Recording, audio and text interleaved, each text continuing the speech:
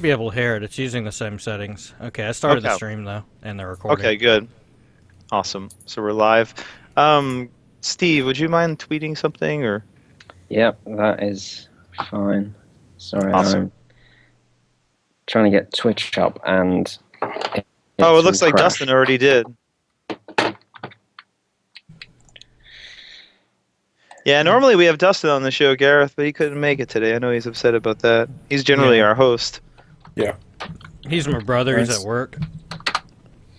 Yeah, the guy talking right now is actually Jason and not Dustin, even though it says Dustin under his name, first Yeah. name. Oh, it says Jason on the stream though. It does? Okay. Yeah. But in Dusty Skype it fixed says that. Dustin Sipes. Yeah. Yeah, ignore Skype. I really need to update my photo. That photo is like 4 years old. But it's like being the one that's done the rounds because it looks kind of cool and looks like I'm. You know what's even funnier about this picture is that I'm actually not conducting anyone. It's like a staged one. There's no one. There's no one in the room. Because if the photographer where she was standing, that's like where the cello would be sitting, which obviously doesn't cut it. You can't like have a photographer like standing right where the cello is supposed to be playing. But yeah, that one's like 4 years old. I should probably get a new set done, but it's fine. I still kind of look like that. So. Well, yeah, you're a big deal now, so you can get yourself some awesome promotional photos, probably. Oh, I mean, there's enough. When I was at PAX Prime back in September, yeah, there were a ton of people taking pictures anyway, so I could probably just ask for some. Take one of those. Right. Yeah. Well, if you'd like, we could always. I could always go ahead and put up your Bubbles one. I mean, it's no problem. I quite like the Bubbles one, but that one's even older. So. Oh, so you want the even older one? that one's 6.5 years old. But that picture was actually taken at the composer for Spider-Man's house. Oh, cool. Yeah, Chris. Wait, Chris, the most recent one, or not the most recent one. okay, Spider-Man yeah, 2. not Danny Elfman. So No. Yeah. Who did the Amazing Spider-Man, or whatever it's called? The Amazing Spider-Man was Hans Zimmer. Okay. And Pharrell and a bunch of other people like worked on that. They all kind of like Hans got like 7 crazy artists together and did some really cool stuff. Okay, Tim needs to come. I don't know what's going on. Yeah, I'm here. Oh, okay. You should have told us. I'm listening to you guys. Well, we're waiting on you to start. Did I just hear Pharrell? All right, I'm ready. All right. Okay. Sec. I had to fix something. Oops. So you can. Well, let me get my notes up since I'm going to be hosting, which I've never done before. Gareth, how old are you? 31. Okay. Yeah. I'm old now. How old do I look, Gareth? I don't know, like man. anyone with a beard, it's like difficult because it could Yeah. you could just be young and decided to grow a beard. Yeah, I don't know. You're probably close to my age. 35. Yeah, I mean, like you could, but you could be anything between like 27 and 40, to be honest, because it's because the beard like changes everything. Yeah. But you don't get carded with a beard, which is cool. Ah, is that the reason? I kind of like getting carded. It's funny because no one ever gets carded in Britain for anything. I'm from Britain, so Oh.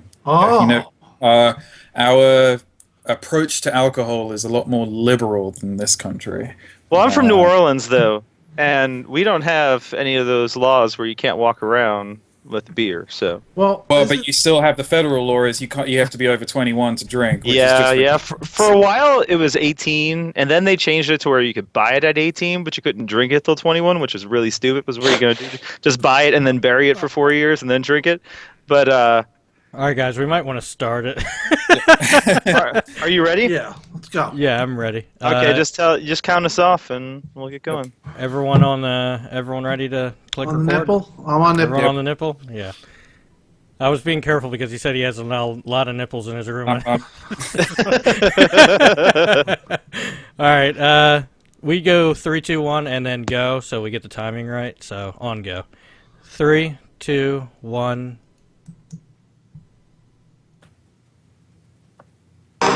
Welcome to the Xbox Uncut Weekly Podcast. Bungie, you ripped the money out of your fans' hands and burned it in front of their faces with that piece of shit known as piss. I want to be hyped.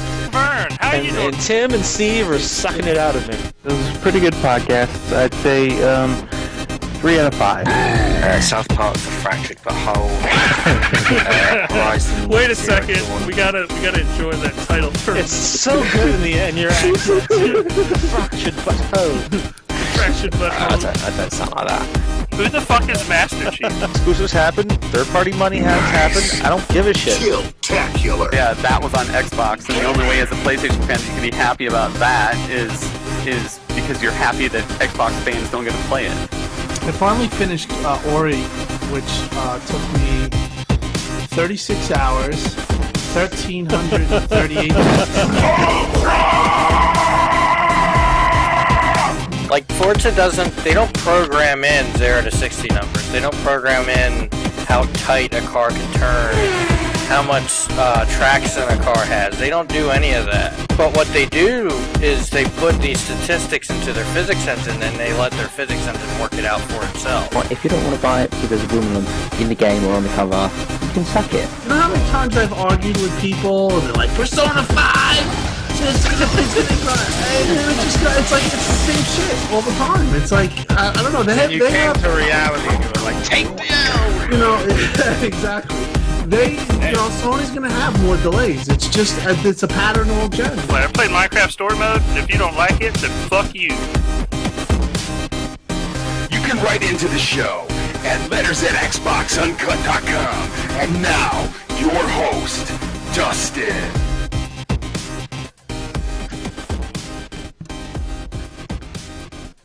Or not.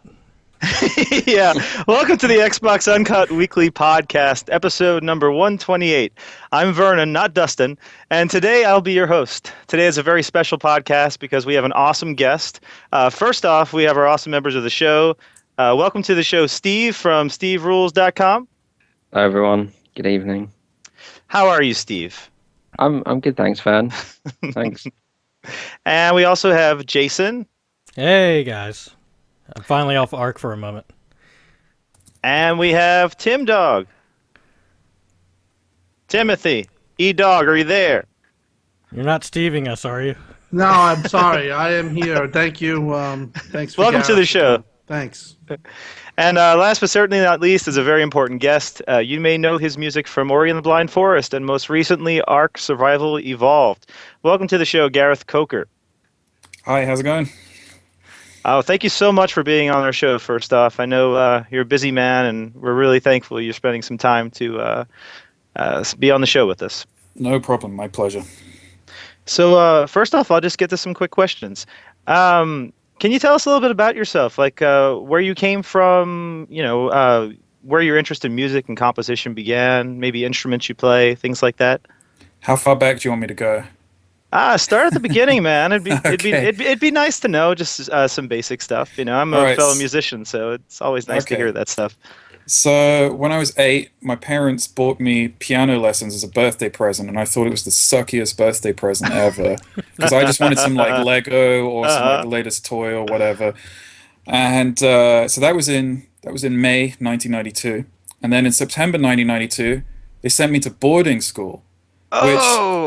Which I know in America there's like a stigma around boarding school, but in England going to boarding school is actually quite good. Like it's different in England. We've had boarding schools for a lot longer. But yeah, when you're 8 and you get a terrible birthday present, what you think is a terrible birthday present, and you get sent to boarding school, you're like, well, what did I do wrong?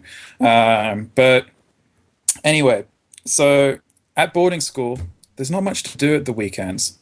And it's not much to do during the week other than study.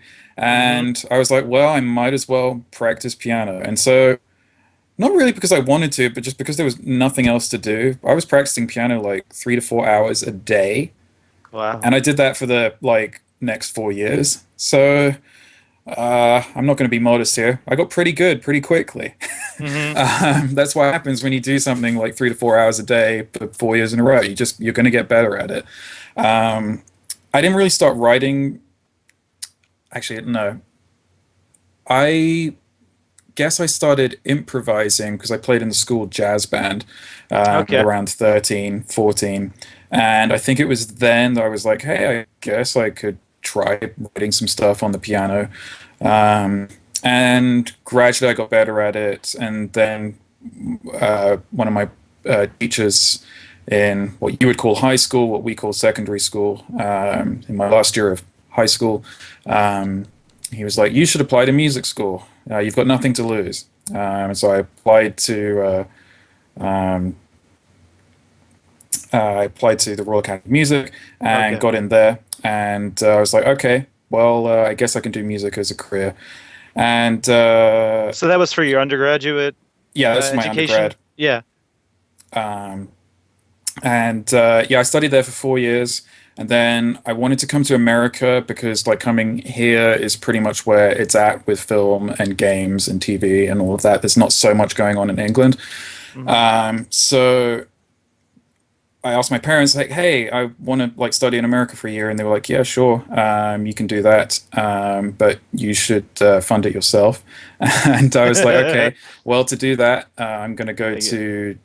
I went to Japan for 3 years, and I taught English. I taught English for 3 years to save up, and 3 years later, I got into the University of Southern California. They have an amazing film music program. That was in 2010 that I graduated from that program, and 2 years later, I signed on to Ori because the director of Ori found me on moddb.com, which is a tiny corner of the internet, and he found my music, which I posted online, and offered me a chance to do the prototype. And I did the prototype for free. They pitched the game to various publishers. Microsoft ended up biting, and it's pretty much been a jolly good time since Just then. built up from there. Yeah. So you started with film scoring, though, right?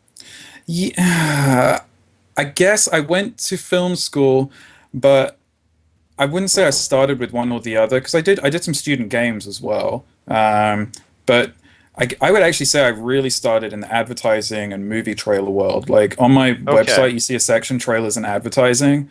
Right. And it's like that's pretty much how I got my start. That's how I paid my rent for several years. I was doing a lot of this big, epic, crazy. You've heard all the music in those movie trailers. It's all It's all fast paced. So I it's all imagine generic the and over the transition top. from that into video games probably was pretty easy then, right? Yes, although it's the complete opposite to what the music for Ori is. So it was because I had kind of the reputation as being big and loud, and then it's like I went all quiet and soft for Ori. But yeah, so did you find there were any obstacles then going from film to games?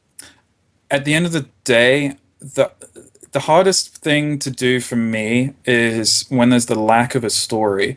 If there's a good story behind it, it doesn't matter if it's a film, game, TV show, it makes life much easier. It's when there isn't a story that I start to struggle with with writing the music, because often the story can inspire like a lot of ideas. Oh, okay. But in terms of the difference between film and game, the main difference, film you're doing A to B, and it's linear, and it never changes. Games, you are kind of doing A to B, but in the process of getting from A to B, you're also doing like C, D, E, and F just to get to B. Like there's multiple ways of finishing a game. Do you find it's a little different though because you're focused on generally composing for one character? Because I would imagine like with the movie or with, I mean, I'm an opera singer, so I hear use of leitmotifs, which for people who aren't listening, that's taking a small portion of music, which you call a motive, and associating it with a character. Can you really do that with a video game since you're constantly around that character all the time, or is that something you even think about when you compose for them? I mean, that's kind of what I did with Ori. Right. I wanted to take Ori's point of view in the game because, and Ori starts the game like kind of like a weakling, and he's not very powerful, and the music at the beginning of the game is quite weak and frail. By the time you get the final pickup, the final ability, which is the charge jump, I'm assuming you've all finished the game. Yes. Right. Okay. So you get the charge jump, and there's a cue that plays there on the soundtrack. It's called "Completing the Circle" because it completes your circle of abilities. And that's like a really powerful, uplifting track in comparison to like the first track that plays in the game, which is First Steps into Sunken Glades, which I think is number 7 on the soundtrack. That's like if you compare the two, the Sunken Glades track is very, very quiet and light and quite depressing, and then the Completing the Circle track is the opposite, just because the score is designed to reflect Ori's journey. But the common thread between all of the themes in the music for Ori is that they all are variations on the same melody, which you hear frequently throughout the soundtrack, as I think a lot of people notice. Well, it seems like I've heard about 3 or 4 different melodies throughout it. The opening melody, and then there's the one when you're climbing the tree after the flood and everything. That one seems to be there pretty much all the time. Okay, and what else I thought was really cool was how that's generally in a minor key most of the time, but at the very end of the game it switches to like a major key, which is really awesome. Kind of reminds me of something like Swan Lake, Well, it's the only time at the end of the game where everything is resolved. So I'm like, well, and it's funny because I was really struggling with the ending of the game, and like I had Airly, the singer, she sings the ending of the game. And when she came to record, I didn't have anything written for her, which is like pretty embarrassing as a composer. Like you're paying someone on a per hour basis, so every minute she's there, I'm paying for it.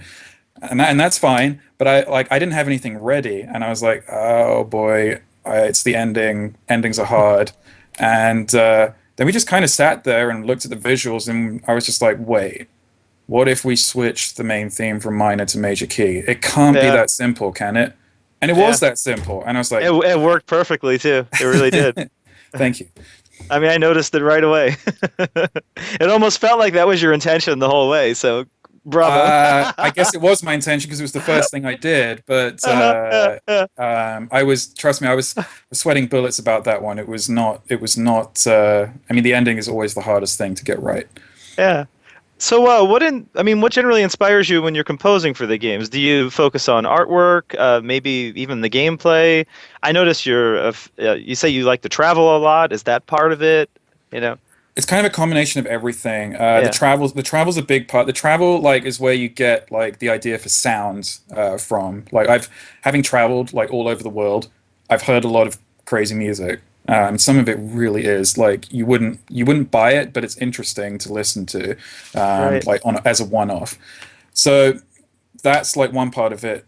The other part is just I like to listen to people's experiences, because some people I've had a pretty easy life in comparison to a lot of people. For example, our singer Airly, and I don't think she'll mind me saying this, she served in the military for 10 years. Wow, that's great. And now she's a singer on Ori, and she's doing a bunch of other games as well. And that's so she's told me some stories from her past, and that's quite inspiring to listen to. And listening to other people's stories, it gets me emotional, and that's one of the ways I try and put the emotion in the music, because I think about other people's stories and then try and write music to reflect that. In Ori, it's quite easy anyway, because a lot of the game is dealing with loss. But in times when I'm struggling for inspiration, I look to other people's stories for inspiration. And then in terms of the gameplay, it's a small part of it, because Ori's a platformer, and we discovered early on that the music needs to constantly feel like it's moving forward. If it feels too static, it's going to suck for the player. So if you listen in almost every cue, there's this gentle pulse in the background. All of this music has gentle, soft pulsing elements in the background, and psychologically for the player, it makes you want to always move forward.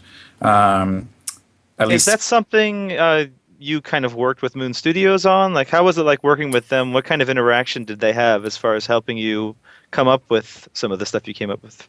They gave me the keys to the kingdom. They because I was on really early in the game process, because I did the prototype. So I've seen the game when it was terrible. I played the game when it was a really- square, right? I think I saw some of the prototypes. Oh when it yeah, was like that. yeah. Back when Ori was a square, like I played all of the early levels. So I played it when it sucked. But they gave me the access, so I got a feel for like how Ori was moving early on, and so that kind of like informed the music a little bit, like in terms of like establishing the pace and momentum of the music. Then was there a lot of back and forth though, with like timing and all that? I guess the back and the forth was kind of organic. Like it's because Moon is an online studio. Like we're not centrally located. Directors in Austria, animator is in England, programmers are in Israel, sound is in Atlanta, music's here in Los Angeles. So kind of all over the place. So it's kind of very organic. Like I upload stuff to our online repository, and then someone else like checks it out and they play it and they tell me if it sucks or not. And it's pretty much the same for everyone. Like, so if, for example, an artist uploads some new artwork, then we all try it out, and if it sucks, we tell that artist that it sucks, and they start again. It doesn't work. Like, you got to have a thick skin working at Moon, but well, as a musician, I'm sure you have that. It's so. fine. Yeah, I mean, I get like, I mean, there's people who don't like the Ori music because they think it's trying too hard. So I'm like, okay, well, can't please everyone. Yeah, it's a small team, and everyone's got the best interests of the game at heart. So like, no one really takes it personally anymore. It happens a little bit at the beginning, and with people who come onto the. With people who are new to Moon Studios, but now like it's fine. Like once the relationships are built and everyone trusts each other, I'm sure it's a lot easier after that. And now we do trust each other because we actually shipped the game, and shipping a game is really, really hard. And you shipped an incredible game, so. Which is, I guess, is even harder because it's the you must be a good luck charm because you have that, and then Ark is doing incredibly well, and then you worked on Minecraft as well. So do you only work on hit games? It's luck. I mean, I'm not going to take credit for the Minecraft one. I only jumped onto that. Like, I'm kind of a guest composer for that. But, those are great tracks, though. Ark, I kind of was just in the right place at the right time. And there'll be more music coming to Ark fairly soon, maybe in the next. Yeah, I was going to ask that. Yeah, because it's not right now. I know. I was wondering that because, to be honest with you, as someone I've been playing Ark constantly since it came out. These guys in the room could tell you that's an understatement. Yeah, I know. But I have to say, like, you look at the main menu to that game and everything. The music is way better than almost any other part of that game right now. I have to say, like, and I'm not saying that just to suck up. It really, like, the main menu, that the music doesn't the menus and all that doesn't match the music. Yeah. Yeah. Like the music's like too it good. It reminds me of I think it's Hunger too Games, good, kind almost. Like the music, it reminds me. It's really, it's almost like the Voyager music, or like Star Trek Voyager or Jurassic Park. You get the feeling where it's really exciting and it's really awesome. But the main menu of that game's really mundane. But once you get in the game, it really matches it. Like it really matches the game once you're in it. Like, I'm not going to disagree with you, but what I will say, and I'm constantly having to say this to a lot of people, the game, like, doing the menu is probably like the lowest thing on their list of priorities now. Because I remember the menu for Ori, like I remember our menu screen was terrible for a long time, and then we finally addressed it. Didn't get addressed until like 1 month before we shipped. So I am pretty like. Those guys are pretty good at like addressing fan feedback, and I think they've got a good eye for what looks good. So I'm sure they'll address the menu at some point. I like the menu music. I don't know what anybody's talking about. I like it. No, we're saying we love. He's not talking about the music. He's talking about the visuals. Oh, okay. Yeah, and invite him on his show and bash his music, Tim. Oh, it was awful, dude. It was completely awful. I love the music. No. I love it. And you know, when you hear the something's attacking you, that scares the crap out of you. You know. Well, it's too loud right now as well. It's like it comes in and it's like an earthquake in your ears. So you have I love it. I just feel paranoid though. It's like crazy. It increases your heart rate, especially in that game with recent balancing changes. Where you're like, what's going on? Yeah. Is there a Rex something- behind me? Yeah. But to get back to your composition process, do you compose on piano and then work with an orchestrator or a notator, or do you do a lot of that stuff yourself? I do it all myself. Every note in Ori was done by me, like, which a lot of people think, how did you do almost 3 hours of music by yourself and write it for the orchestra? And I did all the notation myself, which was really stupid. Oh, that's great. It takes a long time. Now, well, because I noticed someone like what's his name, Kazuma Janucci over at who did the Halo 5. He works with a notator and an orchestrator. You know, the notator is pretty standard. Working with an orchestrator, it's really up to the composer and how much music there is to write. With Halo, there's 4.5 hours of music, I think. So, like, to do all of that, and they had a bigger orchestra than Ori. They had about 105 players, I think. Ori had 56. So, I mean, Halo had pretty much an unlimited budget for music. So, and I'm very jealous, and I want that budget. But well, the orchestra budget came out of Moon Studios, though, right? Isn't that it? Or did it come? Did Microsoft help with that? I can't really go into details on that, but well, I just remember reading Thomas Mahler say something about on Gap how they actually put their own money into the orchestra. I guess money got reallocated from various salaries of certain people. Yes, right. So it's technically Microsoft's money, but it might have been. But you guys have less now. Right. But I mean, like then they heard the end result and they're like, "Oh, it's totally worth it." So yeah, that's incredible. So, what are your major musical influences? I mean, obviously, you're traveling. With your traveling, that's a big part of it. Like, I hear some Celtic influence. I definitely hear a lot of Japanese influence. Because, I mean, if you're a fan of Studio Ghibli and you're familiar with Joe Hisashi, like I feel like you could slip right into a Miyazaki film and just take over. Honestly, I would love to do that, but it's probably not going to happen. Nobuo Uematsu, I hear. I can hear some of that even in there. Even some Stravinsky. I heard some of that too. So. Wow, you just compared me to Stravinsky. That's like, and I like the whole tone stuff in the Misty Woods. That was fun. Everyone likes that cue, but I'm going to tell you that was another one where I was like, oh my god, what am I going to do for the Misty Woods? Let's try the whole tone scale because it's like the easiest thing to write. And the reason why it works for Misty Woods, I'll give you like a brief bit of academic stuff here. The whole tone scale, it never resolves. So. And in the Misty Woods, we wanted to create the feeling that you're lost and disoriented. So if you have music that never resolves naturally, it can just go on and on and on forever. It always feels uncertain. So that's why I did it. But I was like, what would work? What's the simplest thing? A lot of the solutions for the game were like, what's the simplest thing to do here? You enter the Valley of the Wind. It's called the Valley of the Wind. So I'm like, let's use a wind instrument. And it totally worked. We use a lot of winds, it sounded like, in general, though. Yeah, the one for Valley of the Wind, though, and the Sorrow Pass, where you have to use glide a lot. It's a particularly breathy sound. It's a Indian instrument called the bansuri. It's an amazing instrument. If you've seen the film Life of Pi, it's used very well in that as well. And if you haven't seen Life of Pi, shame on you. You should see it now. There's a lot of winds in Ori. I mean, the game's set in a forest, so you probably want to use a lot of instruments that are made of wood. But back to musical influences. Sorry, yes. What would you say they are? So the first piece of film music I ever bought, like as sheet music, was the main theme for Forrest Gump, which is the piano theme. Yeah. Yep, piano theme, which plays when the feather is moving. I've always really liked Alan Silvestri's work. He also did Back to the Future. Lion King is epic. It's probably one of my favorite. I heard some Hans Zimmer in there.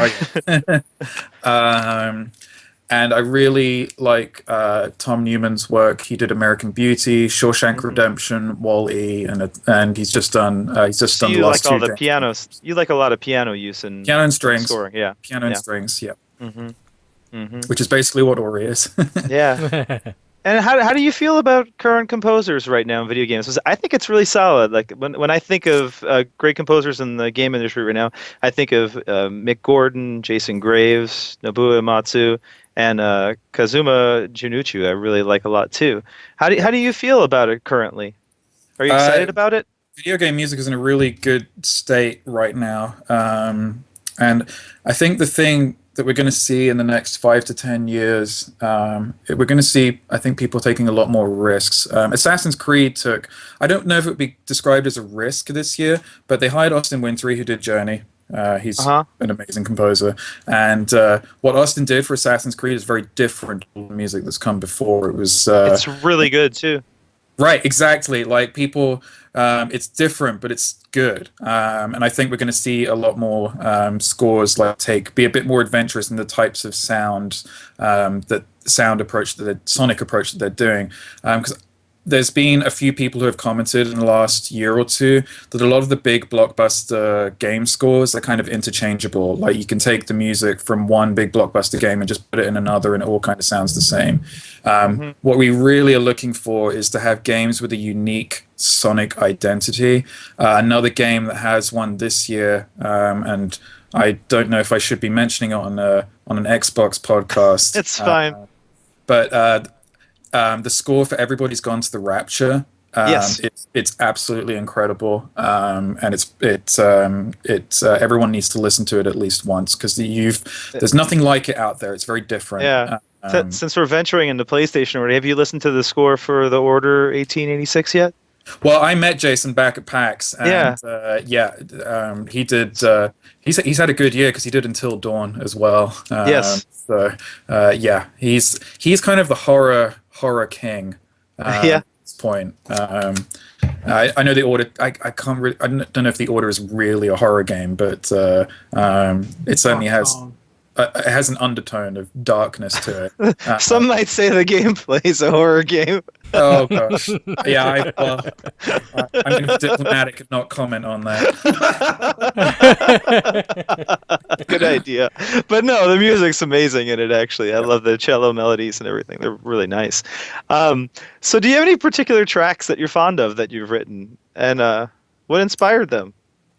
Are we just talking about Ori or anything you've worked on? Is there something special you can think of? I mean, honestly, it's such a tough question to answer because they're all special. Because every track I write goes maybe through, one that was a particular challenge. I mean, the ending of the game, The Sacrifice on the soundtrack, because it was just because of the story behind that and how it was like going to be a total disaster until the moment of truth came and we switched from minor to major. But also the last track on the album, Light of Nibel, which plays during the credits. I was like, oh, it's beautiful. That one took actually about 8 weeks to put together from start to finish because I had the core track, but I wanted to create a track that ebbed and flowed in all of the right places and built and shrunk. And it takes a long time to get the flow of a piece of music right. And that track, because there's no visuals to tie it to other than the credits, that was one where I could really let's make the music stand on its own. It doesn't have to support anything. So let's really spend time on it and craft a really try and get music from it. That's what it felt like in the beginning of the game as well. Well, the prologue for the game. Right, it's like scoring for a movie, right? Yes. We spent 3 to 4 months on that though of production. Wow. Yeah. Wow. It took a lot of work, and I think it was worth it because a lot of people have positive impressions of the game, and if you can get people in at the beginning, it's very easy to get them to play for another hour or two. But if you have a sucky opening, they're not going to play for more than an hour. Many people have compared that opening to the Pixar film Up. That's like a same quality. Compliment. But yeah, that opening used to be 20 minutes, and then we just kept on cutting and cutting and cutting, and we were like, okay, now it's about the right length. Well, hopefully in the definitive edition we get a little more, maybe? No? I can tell you that I won't get into trouble for this, but there won't be more prologue. We're not touching that because that is it's sacred now, right? It's a moment in time. But there's new material both in gameplay and in story. That's great to hear. I won't say any more into that because I'll get into trouble. So what kind of music do you listen to? Gotta ask. Anything. And this doesn't have to be classical, anything, yeah. I mean, anything except soundtracks. One of like, it's not that I don't like listening to soundtracks, but I try not to because they will inform my own work. And if I'm going to have my own work be subconsciously informed, that's very interesting. I know the same. I know the feeling. I'm an opera singer, and I'll listen to just like anything but opera. Right. I don't get me wrong. I mean, I listen to soundtracks from time to time. Like I love listening to the Inception soundtrack, for example. There's nothing like it, in my opinion. I think it's brilliant. But most of the time, when I'm not listening to, you know, I do listen to a lot of classical music, but I also listen to a lot of electronica and quite hard electronica as well. There's a band called Hybrid who do really heavy electronic beats and then add a symphony orchestra on top. And if you haven't listened to them, their production quality is so high and it sounds so expensive, and it's just two guys. And I'm like, wow, how are you doing it? Is that something you plan to do in future games, possibly? Because I mean, I don't think you've done any electronic in any of your current compositions, right? Yes. If you go to my Bandcamp page, you'll see an album called "In Momentum," and that's an electronic one. But that was back when I didn't really know my stuff. And I think if I was to do one now, I'd probably do a much better job of it. So you'd probably love working on a sci-fi game, possibly, huh? I'm on record as saying as I would kill to work on Mass Effect. We'd love to hear it too.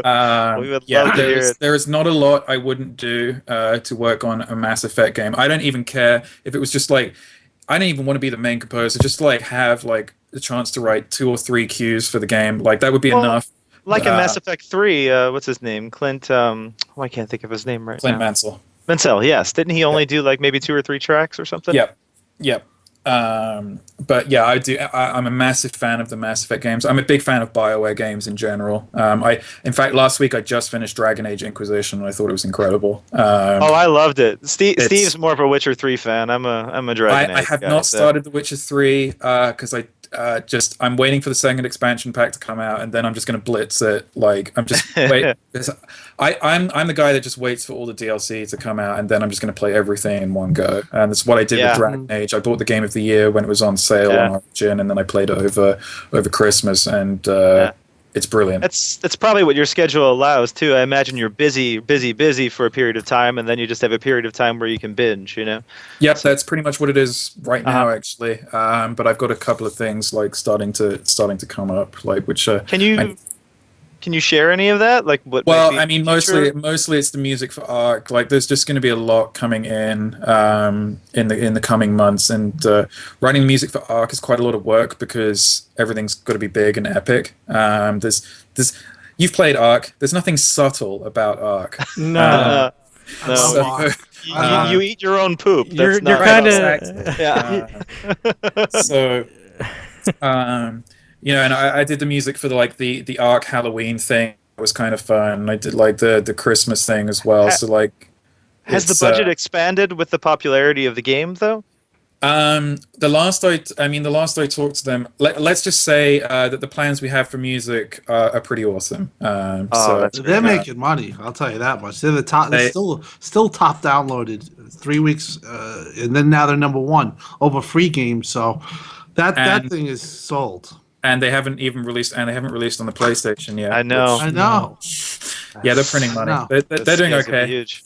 Well, they have a great concept. That's the thing. They have a reality show on, on a video game. It's I've never seen the stuff that I've seen in that thing transpire. Like the first time they did the survival of the fittest, I was like, oh my god, I can't believe someone hasn't done this sooner. And maybe they have, but it wasn't done quite as well. Right. And I know people like talk about Ark like being unoptimized and all of this stuff, but it's not. It's not terrible. If it was terrible, less people would be playing. It's exactly. It's playable. I've played 100 hours of this game or close to it. Just don't re-gaff and you're fine, man. Just don't re-gaff. You're all good. Well, I mean, people don't. People that do that are people that play it for 2 minutes. The thing is that game you have to play that game for about 2 hours to understand what it's about. Like it's a social game that I really it's a new thing that Xbox and its community is going to eat up. Probably PlayStation 4 will also be doing the same, but it's huge on Xbox. I mean, I have my nephew. It's bad when I have my nephew calling me, asking me to play on Arc, and I have Beard server too that I got to go to. So the game is it's just going to get so big. There's so much potential with it. And every server is a different way of living. Like you could play the PvP where they could blow you up. I don't know. I just love it. I love the music. And you right now, Gareth, you're the good luck charm. So whoever, I would, if I was Mass Effect, I'd get you on for the next one. I'm sure that the other one's done, but you got my vote. I did have a question for you though. As far as working on the consoles, just to be a little geeky question, and you don't hear a lot about it. It's just something we talked back when the consoles were coming out. Did the dedicated audio chips in these consoles, has that affected anything at all as far as music going into the games, or has it not really had any kind of effect? It doesn't really. I mean, this is something that our sound designer would know better, but the only thing that occasionally happens that we notice, like our problems on the audio side, it's never with the console. It's usually with the engine that we're using, and how that goes into the console. Although Xbox did bring out an update recently, and it came out in the dev kit, obviously, before it went out onto the console. For some reason, it just pitched everything up like a little bit, so like all of the voices in Ori like sounded a little bit higher, and all of the music sounded a bit higher, and we're like, is this a problem with Unity, higher or is this a problem? Pitch or volume? Yeah, higher in pitch. Everything was just higher in pitch. Oh, that's awful. Do you have perfect pitch? Yes, I do. Yes, me too. It's a curse. Oh, I love it. It's a great party trick. But I mean, like for someone like that, if all your audio is actually going up in pitch, that's got to be absolutely maddening. Well, I'm like, who did this? Like, who's broken everything? I hope they fix that. In terms of capabilities, I mean, honestly, audio gets screwed just because everyone thinks Ori is, because it's 2D, it's a graphically light and not intense game. I can tell you right now, like to get that thing optimized for Ori, to get Ori optimized for Xbox One, that's a lot of work there's a lot going on in the images that makes Ori look what it looks like. And so like audio is just like, we're going to give you like this tiny sliver of CPU and memory, and the rest of it goes to art and mechanics. Have fun. Yeah. I mean, that's awesome to hear. I mean, it makes me happy to hear that the hardware is not a problem. It makes me happy to hear that your ability to put music in a game is not heavily affected. Because I'm a huge fan of games like Forza, where they do huge sound design with cars and the music and so on. So it's awesome to hear that it's not a huge bottleneck for you guys. Oh, I actually met the Forza sound guys last month, and they did a little presentation on how they put together the sound effects. And I was like, oh my goodness, this is like so advanced and so crazy. Like you've gone into so much detail, but like the sound in that game is incredible. And I mean, all of the Forza games have great car sounds, and I'm personally not into the racing games, but I can appreciate good artistry when I hear it, and I was like, man, this is some next level stuff right here. So we got 2 final questions. These are really important ones. Number 1, Sega Genesis or Super Nintendo? Super Nintendo. Wow, Dustin's not here. Dustin's there wasn't even a hesitation there. I'm sorry. I'm saving. Dustin's just celebrating right now, even though he's not here. So he's going to really appreciate that. And last question: Halo or Gears? Oh my god. You have to pick, and and that's the next. You could work on one of the games. Well, no, that's that big. Just pick one. All right, I can give this. I can finish this with a good answer, actually. You have to answer. The reason I make my choice. So about 3 months after Ori came out, I got an email, and it said, "I'm gonna just look it up right now." Here we go. There it is. Yeah, so it says, "Hey Gareth, I really liked your music for Ori, and it turns out we went to the same university, University of Southern California. Anyway, drop me a line if you need anything, and yeah, great work on Ori. Marty O'Donnell. So I'm gonna have to say That's a good answer. That's the right answer for you. That At was least. cool, like to get an email from Marty O'Donnell, like just completely out of the blue. So yeah, I mean, he just went to my website and used the contact form on my website, and yeah, I mean, I checked up. You know, he put all of his contact details on there. It wasn't a fake, because I double checked that. I was like, this is trolling me, but no, it was the real deal. So you'll hold on to that contact for sure. Yes, That's awesome. I just have one final question, Sure. if I could. Where do you want to be at the end? What is your end game of all this? Do you want to? What do you strive for? Like at the end of the day, when will you be satisfied for what you are as a musician or whatever you are? What are you looking? How far are you looking to go? Yeah, like films or TV, even, I guess. It's never, for me, it's never been a question of do I want to work on films, TV, or games. Like I said at the beginning, like for me, it's all about stories.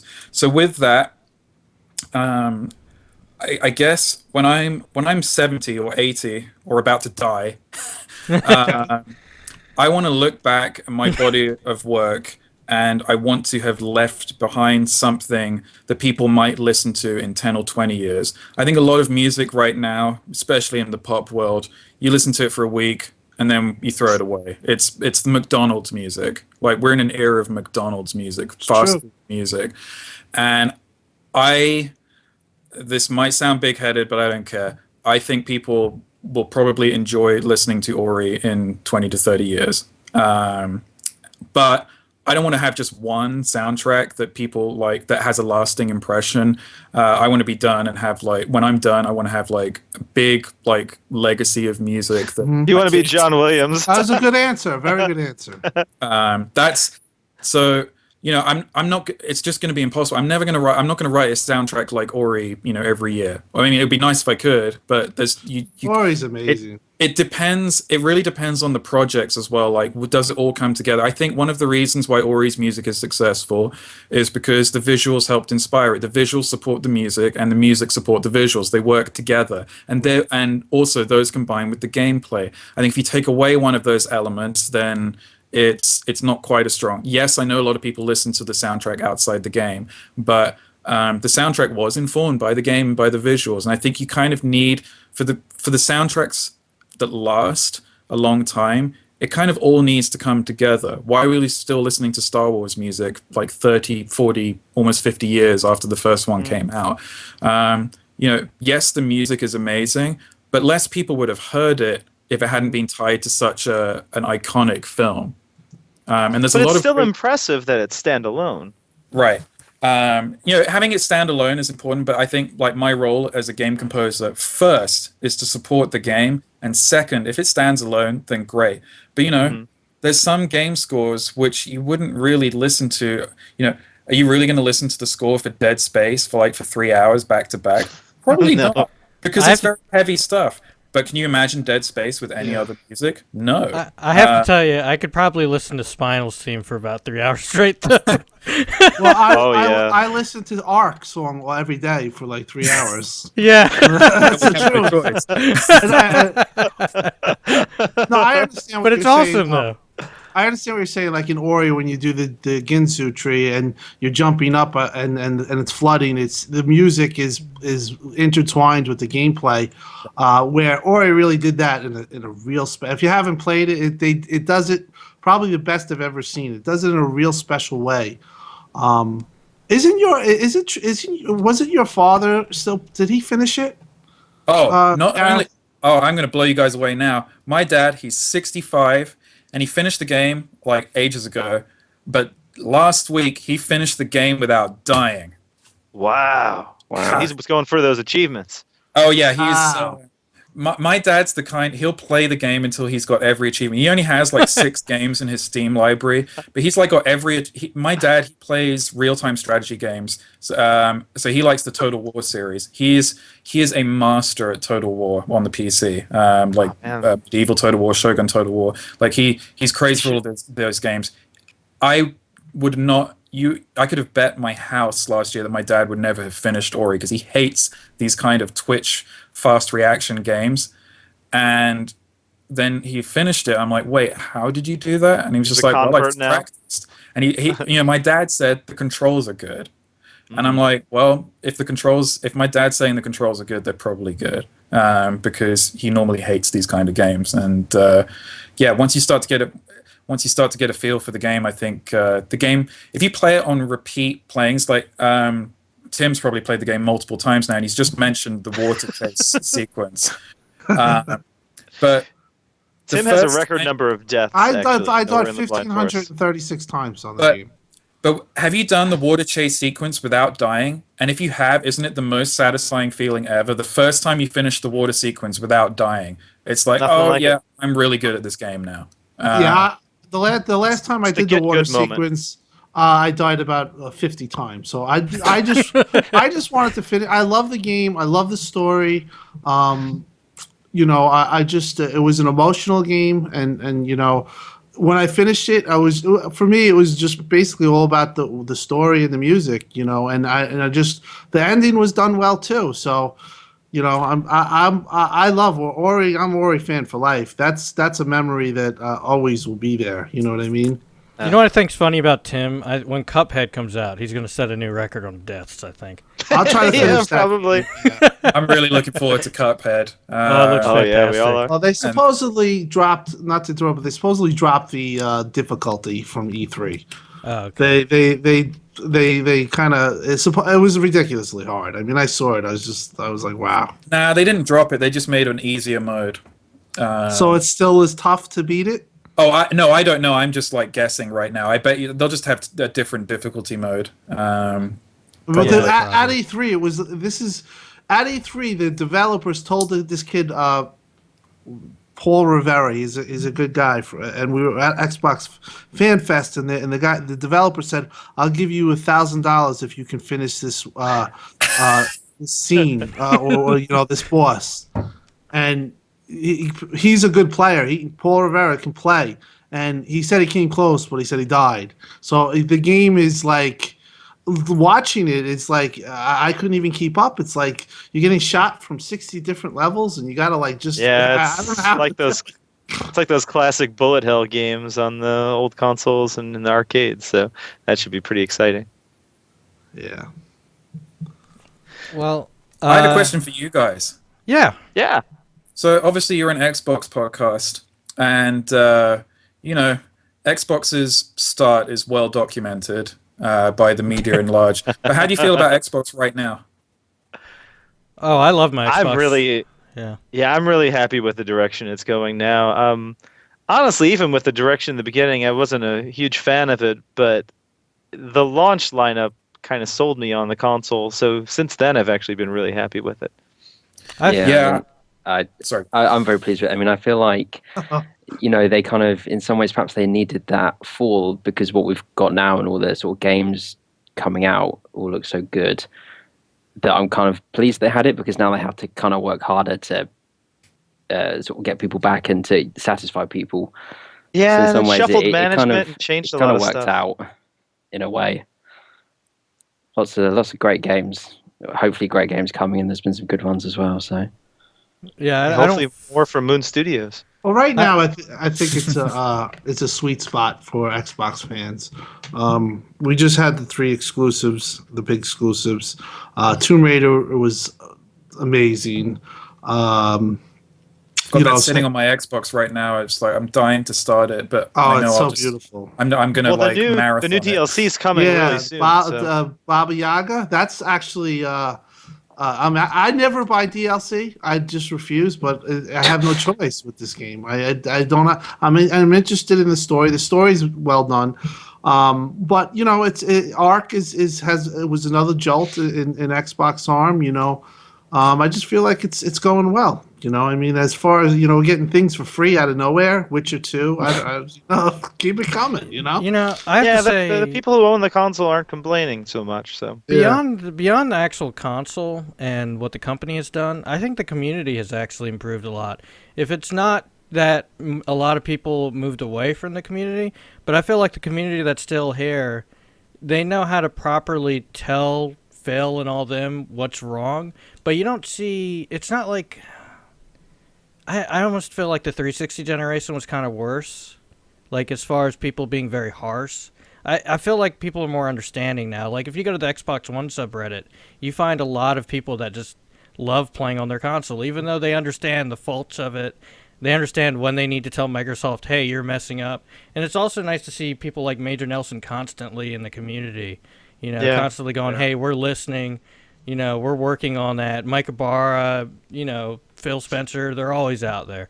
Yeah. Well, the Xbox community has more of an identity than it used to. I think we became close knit too because of all the stuff that we dealt with. I think that listen, everyone wants to win. A console war, in my opinion. Like there are people that want to win on Xbox, and there are people that win on PS4. And Xbox pretty much is well documented. They're losing. They're not going to win this gen. So I think that a lot of Xbox fans had because they went from the top dog to this, and in the process they really became. I feel like I've made life friends, that are Xbox and. That's tangible to me. So all of us on these podcasts and on Xbox Live, this community really has come together in a lot of ways. It's funny.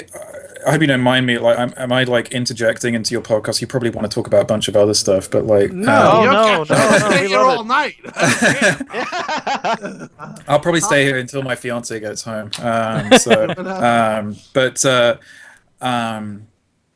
Oh man. That's what I was going to say. So I know that it's funny because a lot of people, Xbox is losing to PlayStation, but I'm like, the Xbox is still selling really well. It's not selling as well as PlayStation, but if you compare it to previous generations, I think it's selling pretty good, right?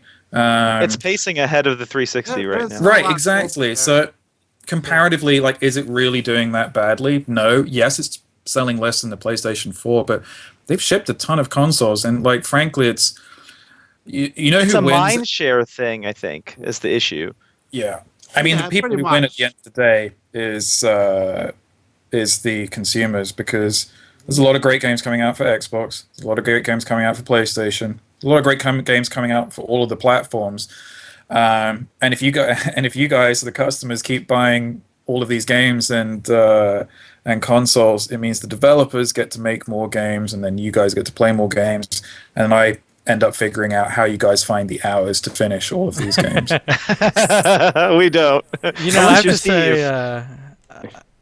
have to say, I think actually, from my point of view, I think this console generation probably went the best it possibly could. Because if you know anything about the backgrounds of these companies and all that, Sony was having a very tough time at the beginning of this generation, especially Sony as a company. They're a really rough time business-wise. So them having the success for PlayStation really helped keep them above water. And you don't want... The last thing we need is one of these consoles to drop out. We need all the competition we can. And also how Microsoft has turned around since Phil Spencer's taken over, and the games we've gotten and the investments they've done. So, Ori and the Blind Forest probably wouldn't have existed. It's funny you mentioned Microsoft, because I don't think it's just the Xbox department. It's the whole company. Yeah. You look at, Windows 10 is great. I have not stopped talking to people about how great Windows 10 is. We had a joke at Moon Studios for a while, because I spent a long time writing the music for Ori. I worked on the music for 2.5 years. And Thomas Mahler, the director, is like, what are you using? Are you using a Mac? Or are you using a PC? And I'm like, yeah, I'm using a PC and I'm using Windows 8. And it's like, oh, no wonder the music took you so long.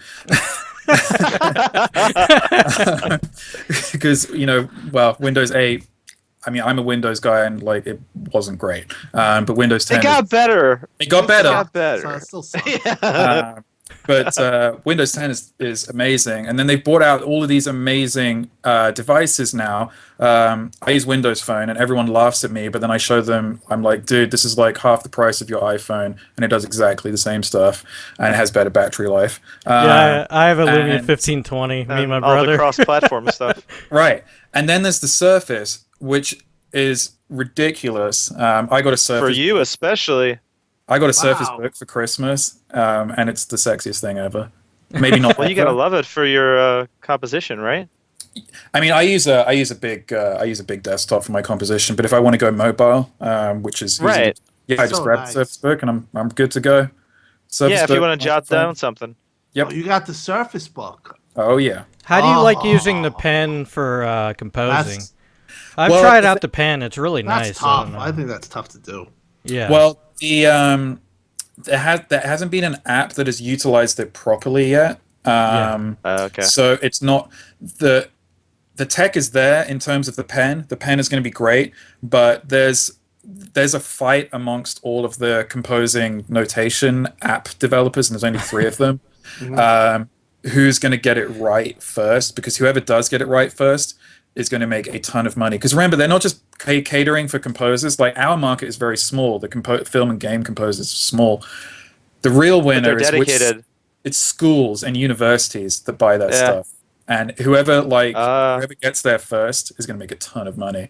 But in terms of the pen, and the Surface Book, I'm loving it. And I love that I can just detach it. It becomes a tablet like that. And the only reason I asked is because every time they show off a Surface now, one of the things they'll show off is composing, and usually they bring a composer on stage to show off. To demo that notation. Yeah, that app is good, but it's very basic. It doesn't have the depth that composers for orchestra like me need.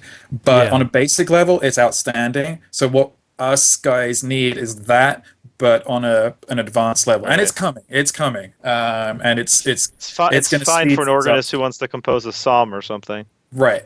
It's very exciting. I freaking love Touch. I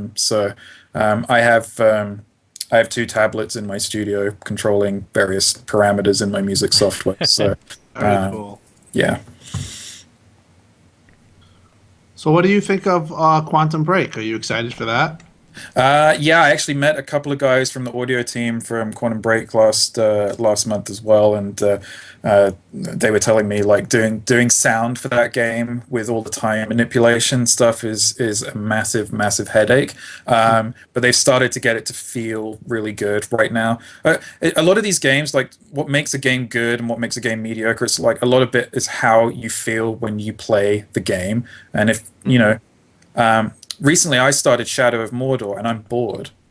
And I don't know why I'm bored, but I'm bored. I can't help. That's how I feel. I'm not deeply into the game like I was with Dragon Age Inquisition, or like I was the game I finished before that was BioShock Infinite. There's no great characters in it, and the gameplay feels like every other open world game. The thing that sets it apart is the Nemesis system, and if you're not into that and don't find that impressive, then the game's just not going to be for you. I don't find it impressive at all. With Quantum Break, there's so much potential with the time mechanic, and just the visuals are absolutely bonkers. They're nuts. Have you had a chance to hear any of the music for that from nope, what's haven't heard no, but it's Petrialanko, so it's probably going to be pretty good. Alan Wake's was great. That's a great soundtrack. Go ahead, Steve. So it's just the issue I had with Shadow of Mordor was I actually enjoyed the game and the Nemesis system, but I just felt that it wasn't a very good game in the sort of Middle Earth universe. I think that was what kind of detached me from it, is that, it seemed like it was there, but it wasn't really there. It was almost something else, and then they sort of made it that. So perhaps that's where, I was expecting sort of a bit more sort of that universe, and I just didn't feel like it was there for that, really. Don't know if anyone else felt the same. Well, I mean, one of the problems is the opening half of the game, it just takes place in one of the problems they have is the game's set in Mordor, which isn't exactly the most visually appealing, and the whole area is just grey. And it gets better the second half of the game. There's a whole new area that opens up that's what green. I've heard. but Yes. you've got to kind of like give me something in the opening half. Yeah. Like just give me something I can Yeah. work towards. I understand. We've actually That's like Fallout 3, was for me. Yeah, we've One thing I actually will had give this. them, the music and sound in Shadow of Mordor is outstanding, and I love the orc voice acting. It's hilarious. So like I do enjoy that, but yeah, the game, because it won a ton of awards, and I guess I'm just disappointed. It also came out at a time period where there wasn't a whole lot, so But it actually wasn't supposed to.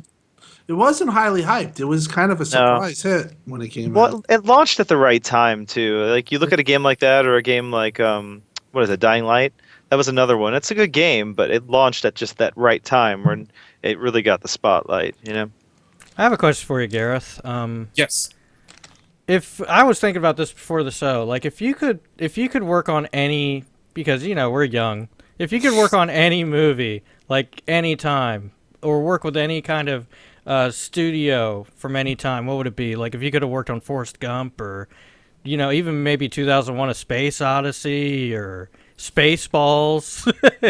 Is there anything like that you would have loved to have been able to do? Hey, I love me Spaceball.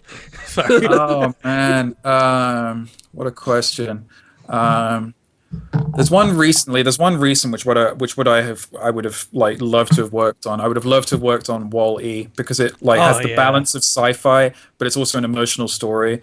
I don't mind saying that I cried at the end of Wall-E, even though like I knew what the ending was going to be like half an hour before it happened, and I was like, yes, I'm ready to cry. Do it. Just make me cry, and there it is. The moment happens, and there it goes. Because the opening 40 minutes of that film, there's no dialogue. Oh, There's no friggin' dialogue, and when you have no dialogue as a composer, that's like, hey, it's music's job to really shine. Like, yes, the sound effects are sound effects are important, but like the music really has to carry the the emotional weight when there's no dialogue. So I'm like, okay, well.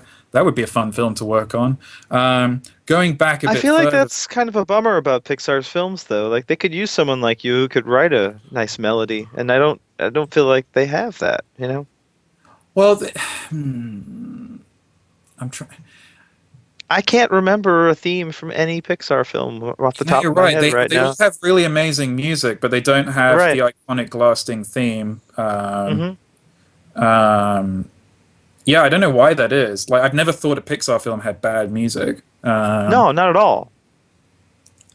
But yeah, I mean, I'd love to work on a Pixar film, but that's probably a few years away. I mean, here's the thing: most composers don't reach their peak until they're 40. Yes, I heard John that. Williams didn't do Star Wars until he was 43. Hans Zimmer didn't do Lion King until he was 40, I think. It's just you can go through like history, and pretty much no one reaches their peak until they're 40. And I'm like, damn, I got 10 years to go. That's pretty cool. Yeah, I've heard a statement, and I've always kind of believed it. I don't know how it exactly goes, but it's like they say your creativity level from 38 to 42 is the highest that it'll be. Like from that span, your creativity, or what you do right is at its max. And it looks, and you just said 4 people, they were 40 years old, so it's interesting. And I kind of honestly, I've thought this is a true statement. I've actually, like, because I'm 39 years old, I've heard that statement, and sometimes I go on Twitter and I write a lot of stuff. But that is one of the reasons why I post so much, is because I feel like right now, from those 4 years, I'll be at my best. So that's true. Tim spent his tweet. At 43. At 43, I don't think I'll be tweeting. What am I going to be talking about? Xbox One say 49? needs this for an intro for sure. Gotta quote that. I see. For you, Gareth, I think that you're very modest, to be honest. I think that you are somebody that has a real huge potential. I see you surpassing video games, to be honest. And I could see you doing like big music for big movies. If they gave you the task of doing Star Wars, I really believe that you would rise to that occasion, and you would do just as good a job as the person that did it, or even better, exceed it. Well, I appreciate that. I mean, I like to think about those things from time to time, but I've always figured like if my next project, whatever it is, if I do good work for that, and if I do good work for the one after that, then maybe Disney will come calling one day. I try not to get too far ahead of myself. I'm just like, because I have enough to worry about in the meantime anyway. So, if one day I get an email for, hey, this is Disney. Do you want to go? Do you want to come in? And then I'll be like, no, I'm sorry, I'm too busy for Disney. No, I'm kidding. No,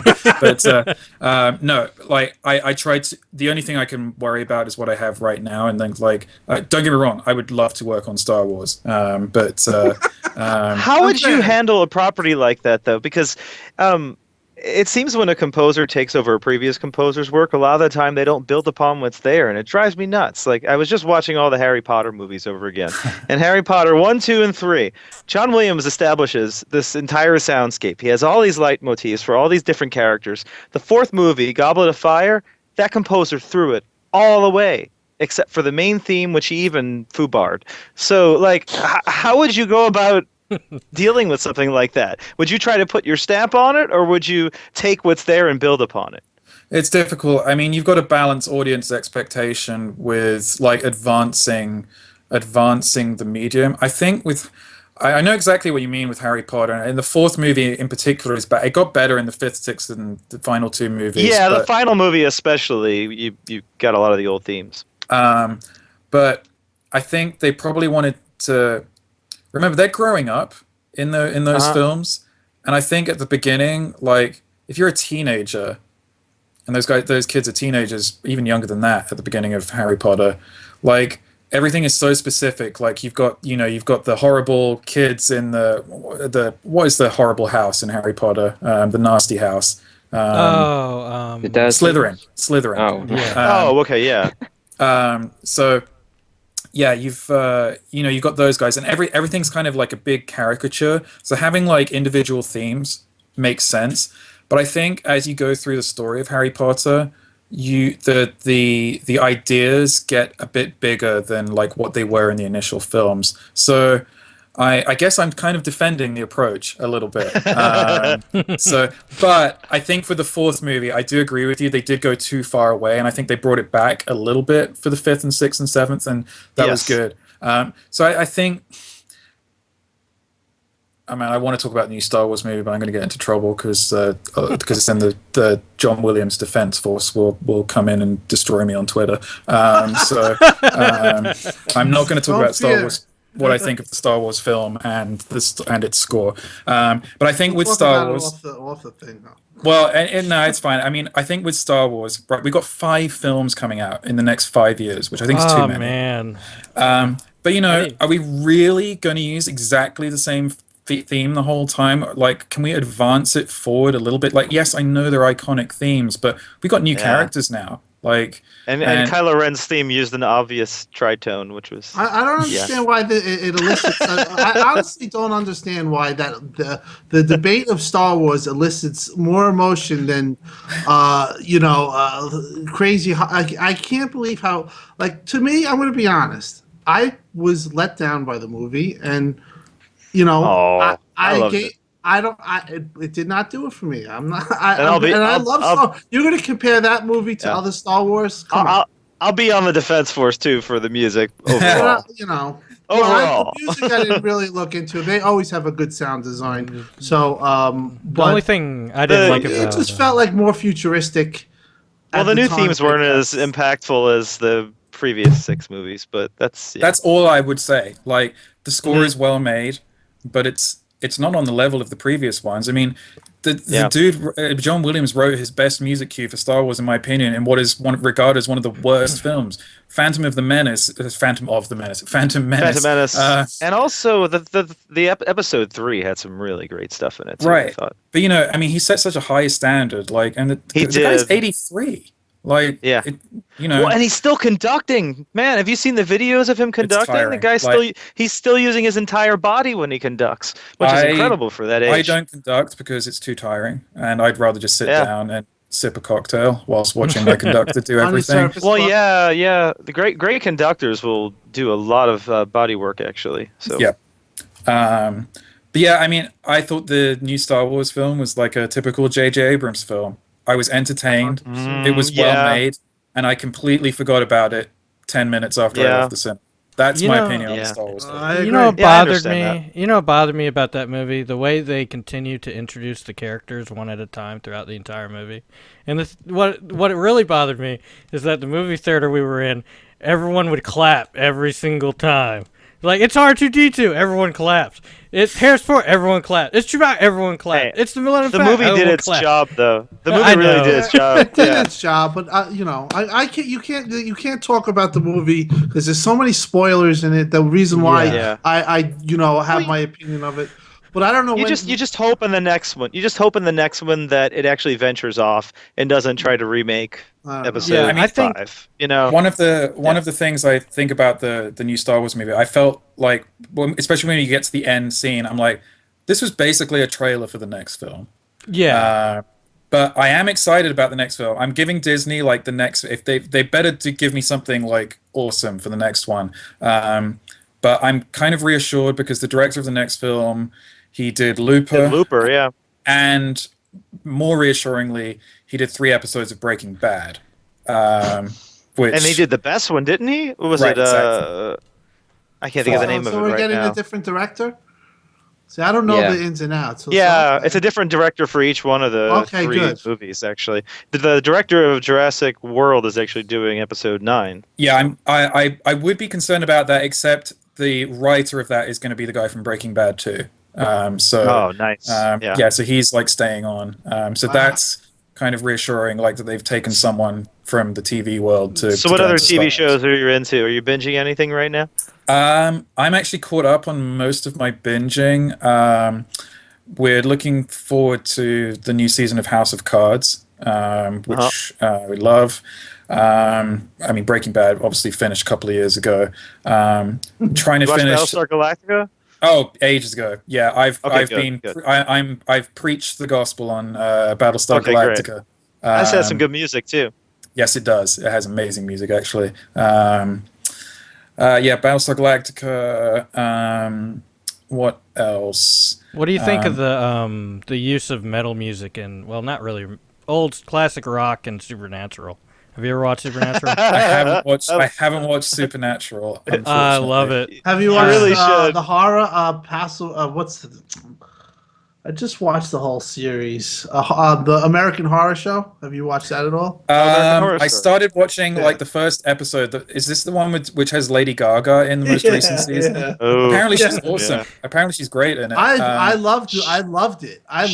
She is. I didn't like the new season though. Dude, I watched every one of them, but I felt in the end it got a little cheesy. But the guy, the main actor, he reminded me of Max Payne, the father. But that the first one is absolutely off the wall. Wait, hold on. You have time to watch TV shows as well as all the games you're playing? See, Tim doesn't actually play games. He tweets about them. Unless it's Ark, which he's been playing nonstop. Yes. Yes, but he's a caveman in Ark, so it doesn't count. It doesn't. I hate when people build stuff. I just like the. I'm pretty sure Tim's just at work all the time on his phone. Because whenever he shows pictures of Gaff, it's always from mobile screenshots. So yeah, I'm pretty sure he's just always on his phone. Gareth, there was a question in the Twitch chat. It just said, are you working on anything now that you can discuss? And also, how has the Ori soundtrack changed things for you? A lot more people call me than they did before in terms of things changing. The only thing I can actually discuss right now is Arc. Everything else is coming soon, or I've been NDA'd on it, which is kind of annoying. But there are projects in the future. Yes, you can say that at least. Okay. Yes. Yeah. I mean, my relationship with Moon Studios it's very personal now. I mean, Thomas is the director, has stayed at my house like multiple nights, and I Thomas, for me, I guess he's kind of like my Steven Spielberg, basically. That's what I was about to say, yeah.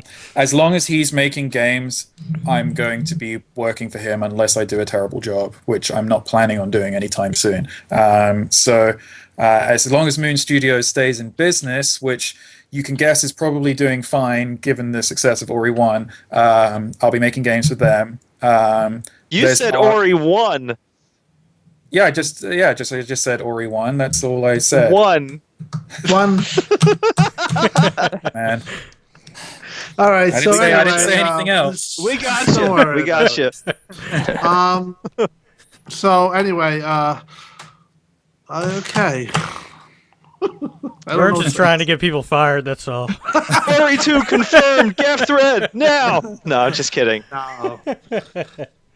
That'll get close. Talking about Ark, you're saying earlier about how it's easier being A to B. And I know with Ark, it's not A to B. Oh, God. It's not A to B to C or D or E. It's all over the place. Do biomes, like, I almost want to ask you, is there places in the game where you can go to where there's almost hidden music? Or, there just really isn't that much music in the game right now. And one of the first things that we're going to address is having different music for different biomes. So nice. That's the priority right now. The thing is, for a game like Ark, like some people want the hardcore survival feel, and if we're going really hardcore, you're not going to have some music playing when you're fighting a dinosaur. Like, let's just be honest. Like, but some people hate that, and some people love it. So, if you hate it, just turn the music off. Like, I'm totally okay with that. Because there's so many people playing Ark. I mean, how many people is it now? It's probably like 5 million or something crazy. If you combine PC and Xbox numbers, it's a lot of people. There's just no way you can write music that's going to please everyone. So what you do is you write music that you think is good, that you think fits the game. But if people want to turn it off, it's a multiplayer game. That's okay. I've heard people listen to the craziest, weirdest stuff when playing their games, and that's fine. I think in a game like Ark, which is a sandbox game, you should have a sandbox approach to the music as well. And I just said to the guys, look, I'll write whatever music you guys want, and I'll make it as awesome as possible. But we should also give our players the option to turn it off, or to one thing I would like to do is separate combat music and have some exploration music, and have combat music that you can have on or off, and exploration music that you can have on or off, so you can kind of customize the musical experience. I think that's the best way to handle a massive open world survival game that doesn't have any narrative. Whereas in Assassin's Creed, like, you have the missions, which obviously like need music because they have ramp ups in tension, and other open world games like Grand Theft Auto does it quite well as well. Like, you have the regular radio music when you're driving around in the car, but then they actually, first time, they had like a more like written soundtrack for the actual missions and the heists in the game. So I think it just needs a more tailored and a little bit micromanaged approach to music in Ark. But the first thing that's going in is new music for the biomes, because they've got and that's going to give a bit more variety to the music that's currently in the game, and there just isn't that much at the moment. But music's, again, it's fairly low on their list of priorities. So, but we'll get there closer to their official release. It is nice to hear it's coming, though. Someone that's played so much of it.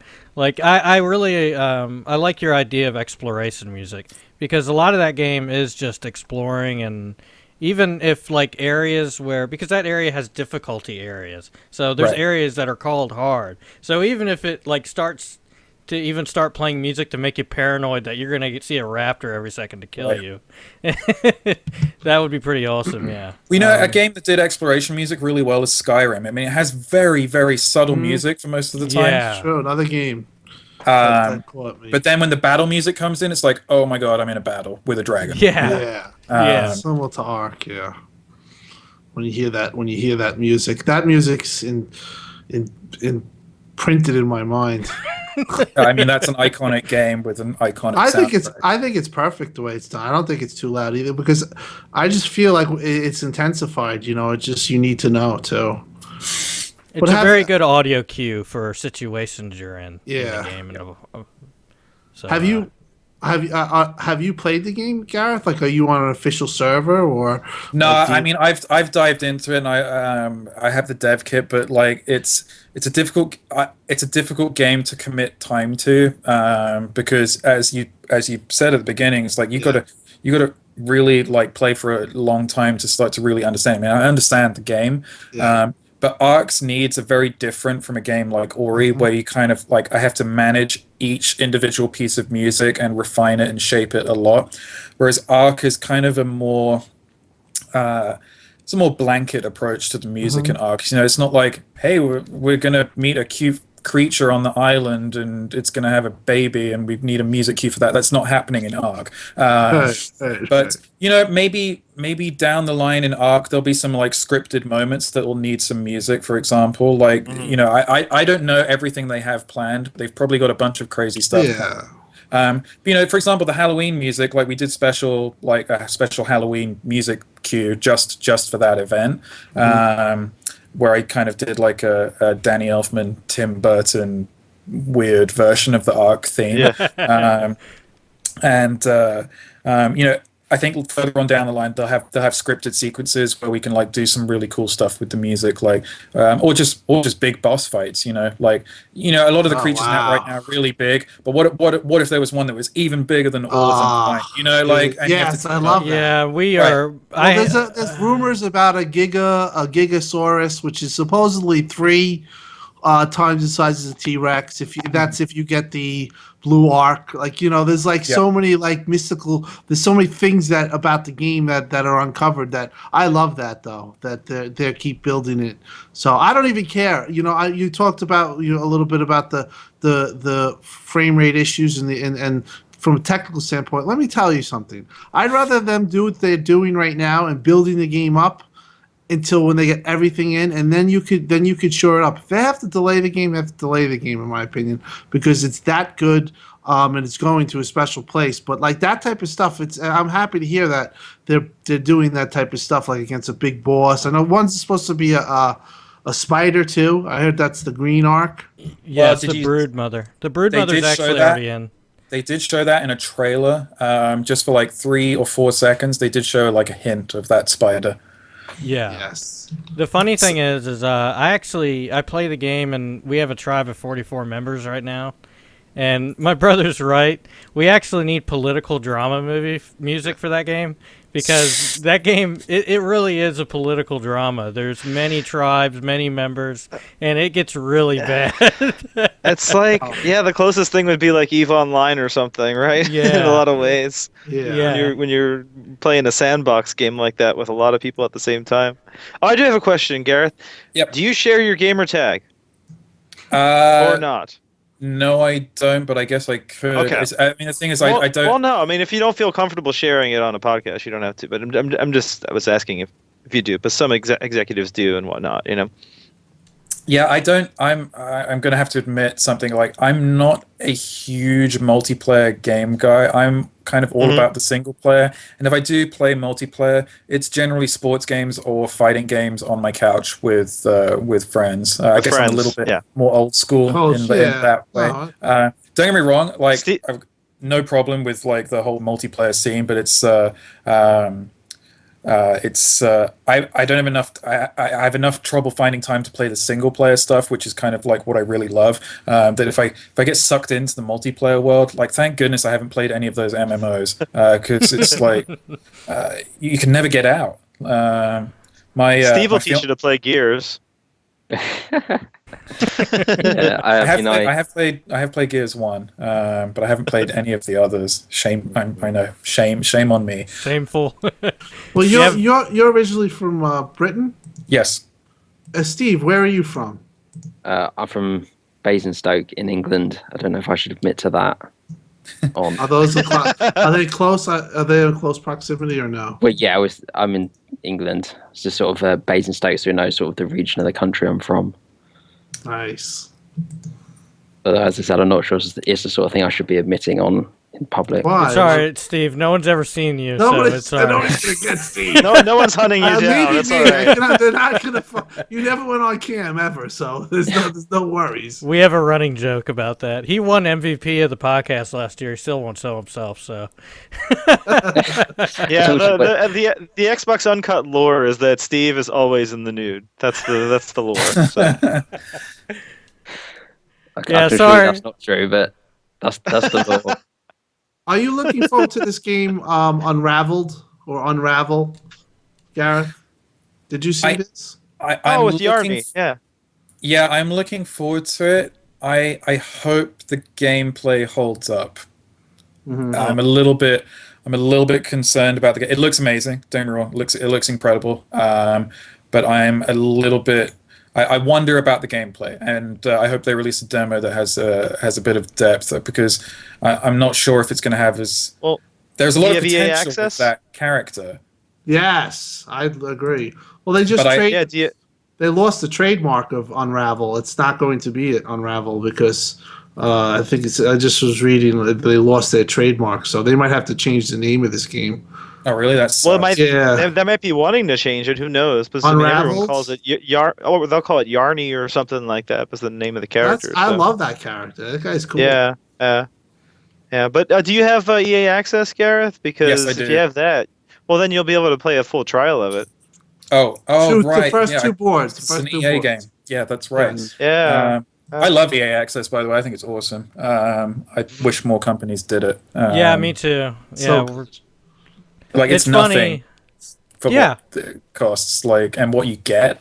Great, I didn't have to pay for Battlefield 4 because I didn't want to play it, because really I was probably just going to play the single player game and then dip into the multiplayer. So it was totally worth waiting for it on EA Access, and I had a great time playing it. And it's funny, you have a lot of people going, this is hurting the industry, but I want every company to do it now. Right. I know Ubisoft Access would be awesome, man. It really would. That's the exact company I would like it for. And with backwards compatibility too. Go ahead. Oh yeah, for sure. I was just gonna say we have another question in chat. I noticed this is from Prophecy 187, one of our devoted listeners. He asks, "Which is your favorite superhero?" Oh.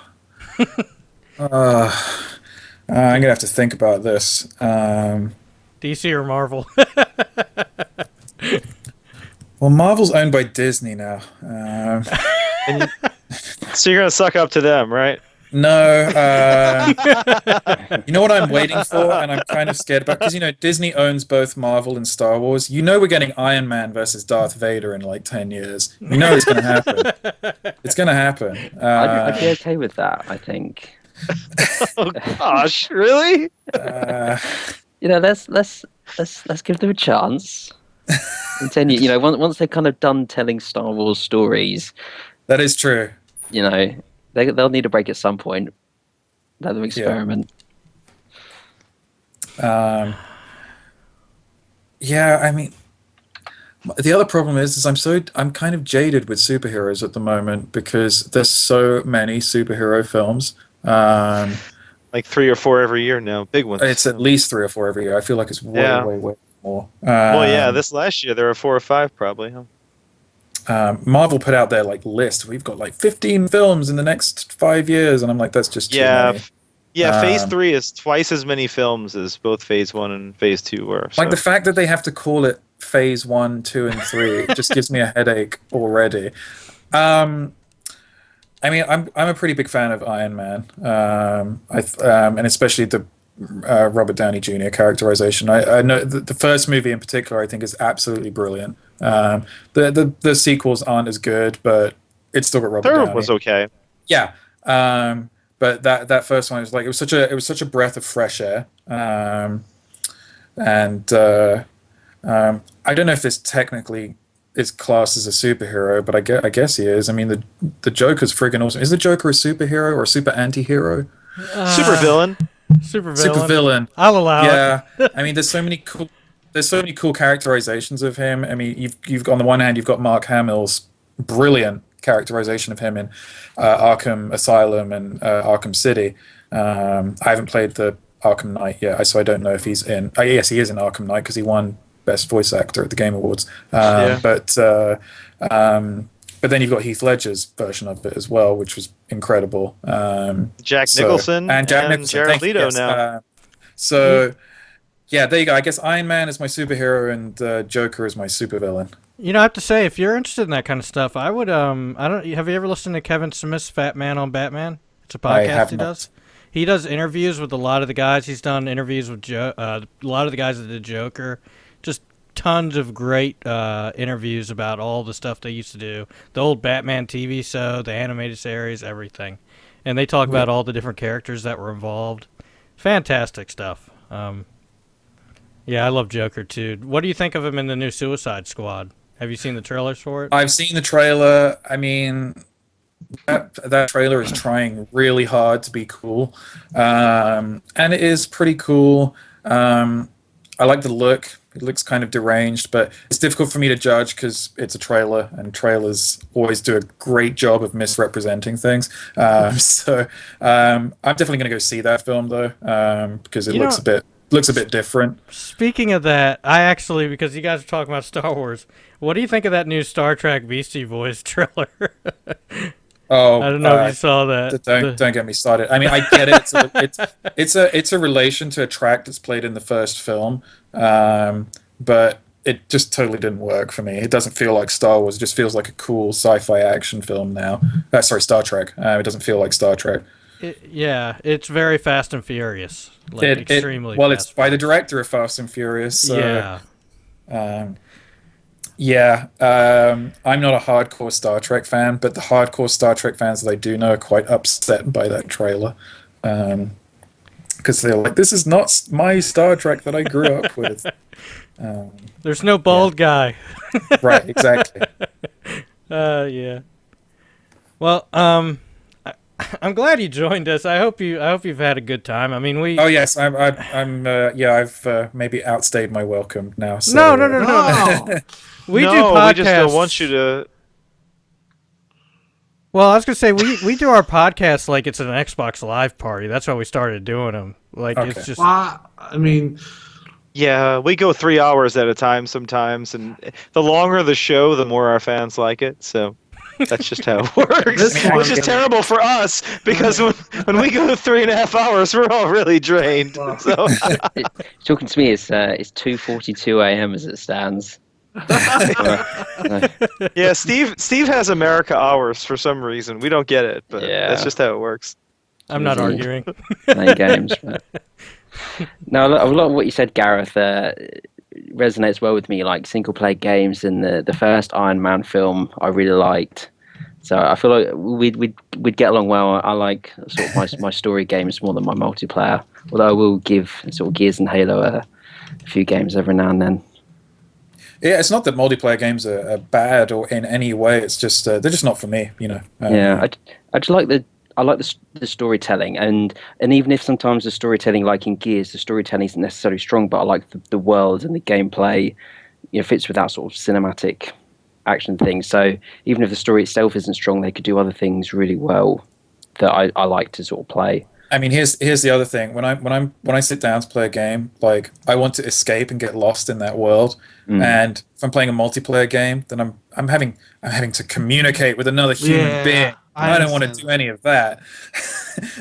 So. See, it kind of depends though. It's like I see my wife play Minecraft, and when her and Dustin, who's the host of this podcast, usually when her and Dustin play that game, they actually do get lost in that world together that they've kind of created. So you do get that sometimes from multiplayer, but I understand what you're saying. You don't get the full experience when you're wrapped up in a single player game as you would with a multiplayer game. Well, for sure. I'm playing Life is Strange with my fiance right now, and that's kind of a game you like because it's kind of like an interactive movie more than a game per se, and that's kind of a fun one to play together. I imagine like playing the Walking Dead game is similar. I think it's more the multiplayer where you're communicating with a headset and all of that stuff. It's I've tried it and it just wasn't for me. But I can also totally understand why people love that stuff. So you get an adrenaline rush when you have a good game of Halo with friends. For sure. I get killed every time, so I don't have that. Steve was going wild the other night in Halo, man. That was great. He was excited as can be. Well, some people get really like.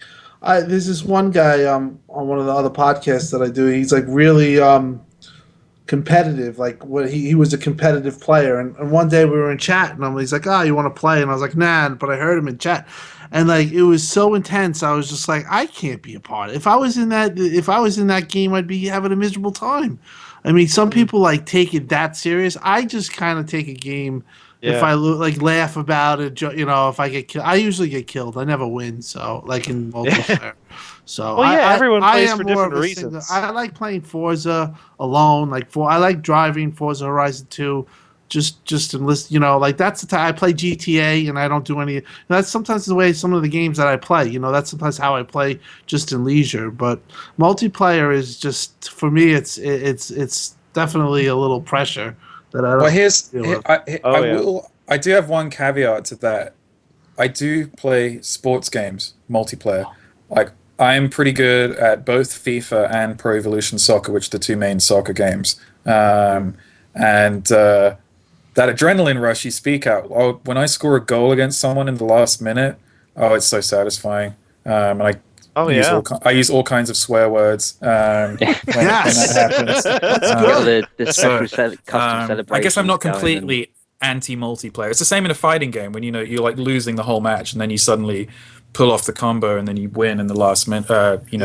Win with like a tiny sliver of health. Yeah, first person shooters are horrible for me. Right, it's the first person, and also because I'm a PC gamer guy, like playing console shooters doesn't really work for me. I struggle with it a lot because I'm like, where's my mouse and keyboard? Multiplayer games are all about, especially competitive ones. They're all about comfort with the game and the genre. I actually if you have that level of comfort, then you can really excel in it. And when you excel, you have a lot of fun. That's just how it is with those games. Yeah. I actually have a question that you just were talking about that actually made me think. You're talking about keyboard and mouse. Do you think Xbox One should get keyboard and mouse support? Like, do you think that's a good idea? To bring those type games, or like if there was a way to segregate like PC versus like PC console to console, do you think that Xbox should go that route or just stick with the traditional controller? I would kind of say that they're already going that route, given that you can now stream your Xbox One games to your Windows PC. Am I right? I don't know if you can play on a mouse. You still have to use a controller for now. Right. But For now. Like with Halo Wars 2, I think they've already confirmed Halo Wars 2, it's going to be cross-platform play, and it's going to be someone on a keyboard and mouse versus someone with a controller on console. So they're already going down that road. The framework's already there, and I think it would be kind of cool. Like Microsoft have been working towards Xbox and Windows 10 crossplay, it seems like, for the last year, and that's a good thing, by the way. Agreed. And I mean, mouse and keyboard should be optional. I've seen. I like the idea as long as you can make it where you can have a fair match, because you can't have you can't have somebody playing. You can't have console gamers with controllers playing a guy on a PC with the precision for whatever, Even with a real-time strategy game, though, man, that could be tough. Right. So you have to be able to. And I think from what I actually had interview with Mike Mika, and he was saying that they're building all that stuff, like for the tools to do that. So I mean, he didn't say keyboard and mouse, but he said that you can say PC versus PC for IDARB. You can do console versus console. So if they could do it that way, I'm fine with it. If there's I think that they know that they have to do it that way. They're not going to just release something where console players get smashed if they do it. You know what I mean? Right. I'm really waiting for the point where I could buy a game on Xbox and play it on my PC whenever I want. I'm waiting for that point. Well, it's cross-buy is what I mean, honestly. We're getting there, though. It's coming. Yeah, it's definitely coming with Killer Instinct, too. Killer Instinct might be the first one if Fable Legend doesn't make it. I guess we're not going to talk about Fable Legends. We can't, right? We can't. No, we can't. Yeah, it's under NDA, so for people. Yeah. So we really can't say. Yeah. I mean, we can Well, I talk can say about what that they talked about have already. good- They're very good. I'll say one thing. I don't care. The music, and I told Lionhead, is very good in that game. It was like Well, they've already released the opening track, I think, and It's good. They've already announced when the soundtrack's coming out too. So yeah, that's definitely good music there. What do you think about music on games that are free to play versus like games that are full price? Does it make a difference? I mean, I haven't played that many free-to-play games, but I can imagine that. I mean, most of the free-to-play games usually have a big multiplayer component anyway, right? So it's Yeah.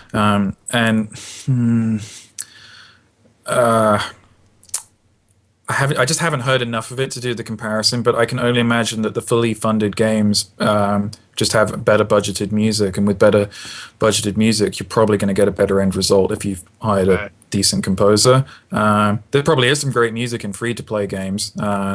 Isn't League of Legends free-to-play? Yes. Yeah, I think so. Yes. Yeah. Right. Well, I mean, but they have a ton of money. I'm not quite sure how that works. yeah. But I mean, they hire full orchestras like for all of their character themes and everything. But here's the thing. Like, here's my thing with multiplayer games. Like, it must be awesome to work on them as a composer, but no one. Can you name a League of Legends track? No. Like No. that- But Killer this Instinct's music- technically a free-to-play game, and I can think of lots of awesome music from Mick Gordon on that one. But it's so. more personal. It's more Yeah. personal with Killer Instinct. I think League of Legends is just this giant entity, whereas Killer Instinct is character driven. Whereas League of Legends, Yes, is and like, they all have their own stories. Yeah. they do have characters in League of Legends, but you never really feel attached to No. a certain character. So it must be awesome to write music for them, because it's like, hey, we're going to take you to Sony recording studio. We're going to give you an orchestra of like 100 players and record some epic stuff. Like, no composer is going to say no thank you to that. Yeah, right. So Just brass everywhere. in the one respect, you get to write awesome music, but for me, I'd rather compose something that has a shot at being remembered. Because League is producing new music every year, and that's great that they're supporting composers and musicians. It's totally awesome. But it's what I was talking about earlier. Is there a possibility that we're going to be listening to that music in 10 years' time? I don't know. That's just my opinion. And it's not that the music is inherently bad in any way. It's more that it's not tied to something that we're going to Nothing have nostalgic. Right, Yeah. we're not going to have a strong connection to it in 10 years' time. Whereas I think most of the people on this podcast will probably recall in 10 years Ori and the Blind Forest with some fondness. Yes. Like they'll remember. I own it forever, so I don't. They'll remember the first time they finished the water chase. So it's like, I guess some of the free-to-play games have great music, but I would just rather work on a budgeted single-player game. Now, if someone wants to make a free-to-play single-player game, then go for it. But I don't see there's much money in that.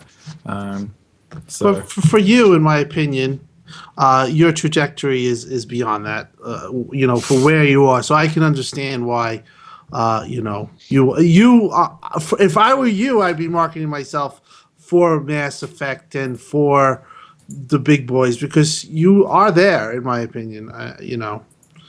And, Ori was a nice big step. Ori is a game, like you said, 10 years. I own it digitally. That's one of the reasons why I love digital. It's just you always own it. And in 10 years, I will be able to launch up Ori and play it. By then, it'll be a definitive edition, 2020 something, But Jason wrote, "I'll remember the first time I got stuck in the water." Sorry, it's making fun of a bug in the game, but you can remember that music for a long time if you're stuck there. Do you actually have to deal with any of the bugs or anything like that, or is this all, or is that all from the programming side? There's occasionally music bugs that I have to deal with myself because something doesn't loop properly or the volume's incorrect. Usually I can preempt most of that stuff, but there's always stuff that you miss. So, but we have a pretty good system for dealing with that now. And my bug list is nothing compared to our poor programmers. So, yeah, it's. But yeah, I normally it's normally me that fixes music bugs. It's very easy to do. So yeah, how big did the team get on Ori towards the end there? Well, our credit list is really long, but the core team was about 14 to 16 people by the end, and most of those were artists. So anyone doing bug testing and all that though, those were all the bug from testing Microsoft. is like who do you include as part of the core team? Because a lot of people were only working on it for a short period of time. If you include the testers, then maybe it expands to like 25. Right. It's a big game. Still pretty small though. That's surprising. It's like, and we had a lot of help from Microsoft in the QA department. Like, so technically, like a bunch of Microsoft people worked on it in some capacity, but Microsoft's role as the publisher was to act as a support team, and their support is incredible. Without Microsoft, the game doesn't get made. Period. So to have access to all of the things they can offer was really great. But there aren't. I wouldn't say there were that many people at Microsoft working on Ori 24/7, whereas the core Moon Studios team, it's about 15 to 25 people, depending on what time of development you're in. Yeah, it's pretty interesting listening to Marty O'Donnell talk about stuff like that, too. He was talking about how back in the day, it was the interview about the new studio he was opening. Oh, yeah. And he was talking about, how back in the day, everyone had to know how to do everything. Because there's only so many people on the team, so everyone had to do everything.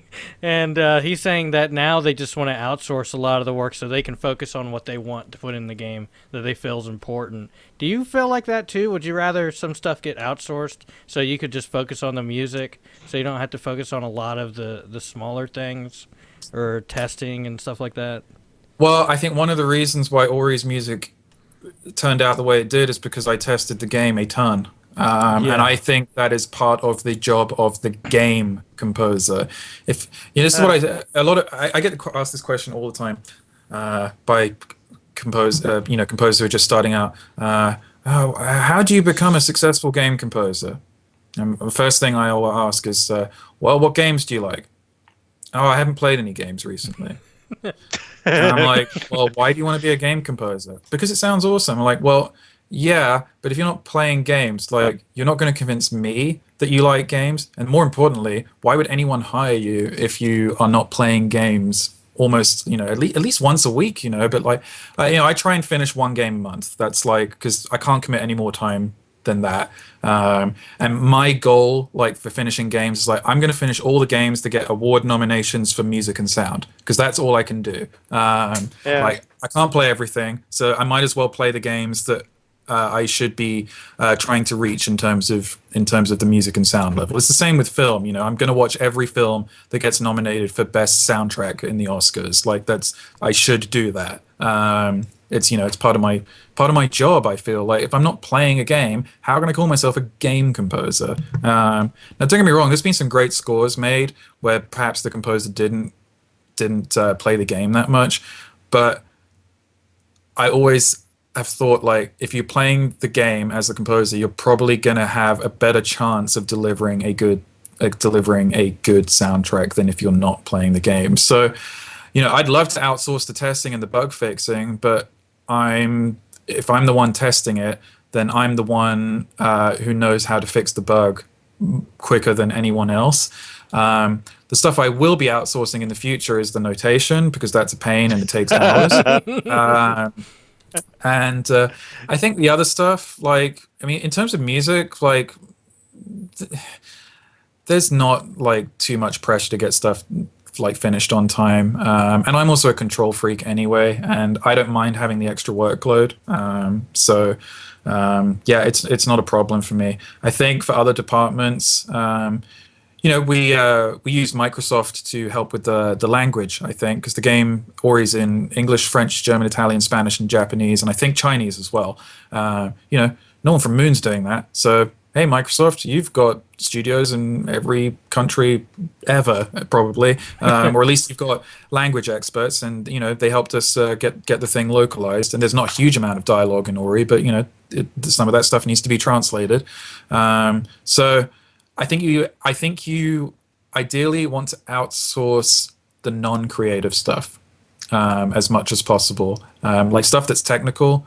You just need bodies doing that. But in terms of creative stuff, the more you outsource it, the more diluted it gets. And I think you want to try and keep your core creative team close, which is exactly what happened on Ori. I want to ask you a question. You don't have to answer this if you don't want, but what's something that other composers do for gaming that always makes you mad? There's got to be something that you notice with almost that's commonly done that just infuriates you. Is there anything like that you just can't stand it when you hear it? Or is it pet peeves? Yeah. Just any kind of pet peeves you've ever had with commonly in games or something like that, or even film? I think one of the things, and it's funny because in Ori there's so much music, but I think one of the things, it's not necessarily the composer's fault. It's usually a mix of the composer and the director, but games do not use silence enough. Silence is a musical device, and we don't use it often enough, especially in games. Like, a lot of games have too much music, and when you have music that's really loud all the time, then it's when everything is loud, nothing feels loud. Does that make sense? Yeah. When everything's epic, actually nothing is epic. This is the problem the Transformers movies have. Like, everything's exploding all the time, and then the sound is blaring, the music is blaring, like everything's dialed up to 11. You can't hear anything. But a good movie which has emotional impact, a good war movie which has emotional impact, has soft moments and then loud moments. And hey, this is what Ori has. After you finish the water scene, you have the water chase scene. The next scene after that is a very quiet, relaxing scene. So it feels better because everything that came before was loud and crazy, and now you have a relaxing moment. If it just carries on being intense for too long, it just starts to grate on you. It gets boring at a certain point. Right. Even if it's exciting, it gets boring. So I guess contrast is extremely important, and I don't think it's used often enough. And silence is the best contrast of all. We have this moment of silence in the prologue, just after Naru dies, and Ori leaves home, and it's just the sound of wind, and it's incredibly powerful. And originally Thomas wanted music there, and I'm like, nope, no music here, sorry. And I had to fight for a long time on that. I guess that's great that he can trust you with that at the same time. I mean, it was a fight, obviously, but it was a small battle. But then once he saw it in context of everything, he was like, oh, okay, it's fine. A lot with Moon Studios, if you say something is a good idea, well, that's great, but then you have to prove it. So you have to show it, yeah. Right, yeah. Thomas is always show, don't tell, and then you just have to go and make it. And then if people think it's better, hey, you gets in the game, which is that's a great nice design philosophy, though. Yep, it's kind of a pain though if you have to produce every idea.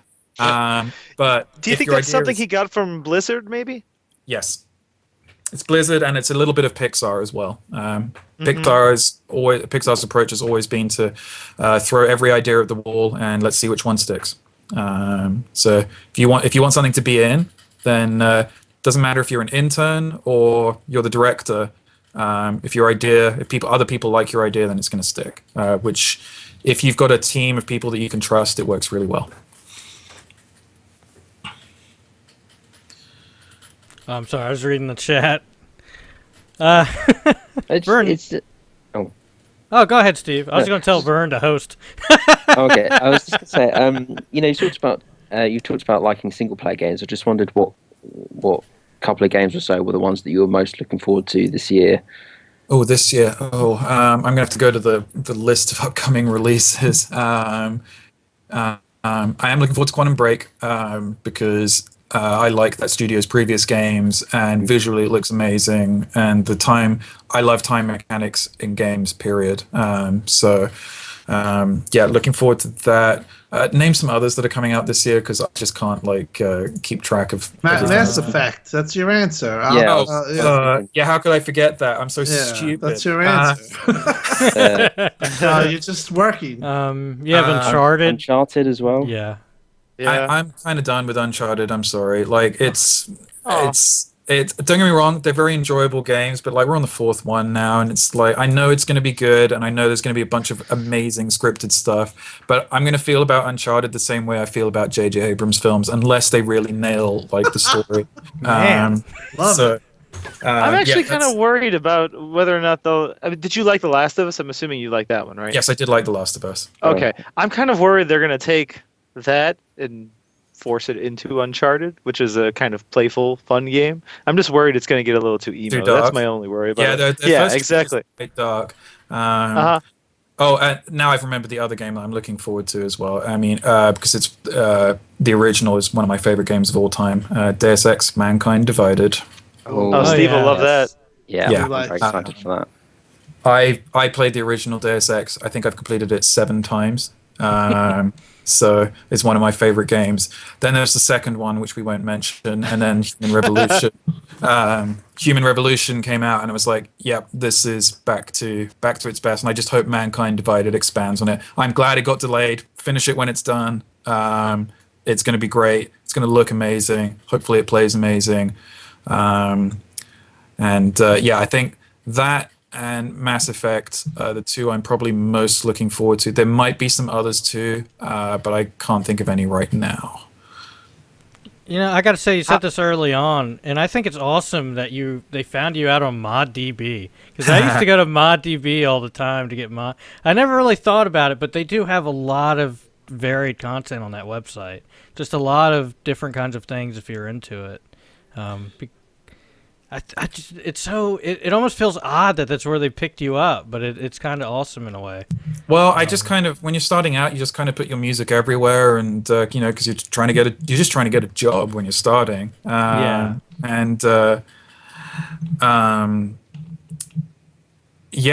guess that was just the one place where I found. Where I just got lucky. I was just in the right place at the right time. But that's another thing that composers are always asking me: how did you get the opportunity? And I'm just like, well, I just put my music everywhere, and I just told people that, hey, I'm available, and if you like my stuff, get in touch. It's really not rocket science how to get a job, but apparently it is for a lot of people. And the other thing is you've also got to write good music in the first place, and that's a talent. That's another important thing. But I mean, a lot of composers, one thing I've learned is you can't have an ego, and I'm constantly comparing myself to John Williams and Hans Zimmer. I'm like, does this sound as good as John Williams and Hans Zimmer? Can I put my track from Ori next to the tracks by those guys and honestly feel like it's at a close level? And 5 years ago, I couldn't say that because I was just getting started. But you figure stuff out in the process, and now I'm like, okay, it's just about there. But a lot of composers that I've spoken to, who are just starting, they think their music is the absolute most amazing thing ever. And I get a lot of them contacting me on Facebook, people who I've never met before, and can you listen to my track? And then I listen to it, and they ask for feedback, and then I give them feedback, and some of it's suggestions of things they can improve, and then I get all kinds of swear words and stuff back from them, and I don't know what I'm talking about, and I'm like, well, why did you ask me? They just want to be told that their music is good, positive reinforcement, and I'm like, well, I'm not the person to ask for that.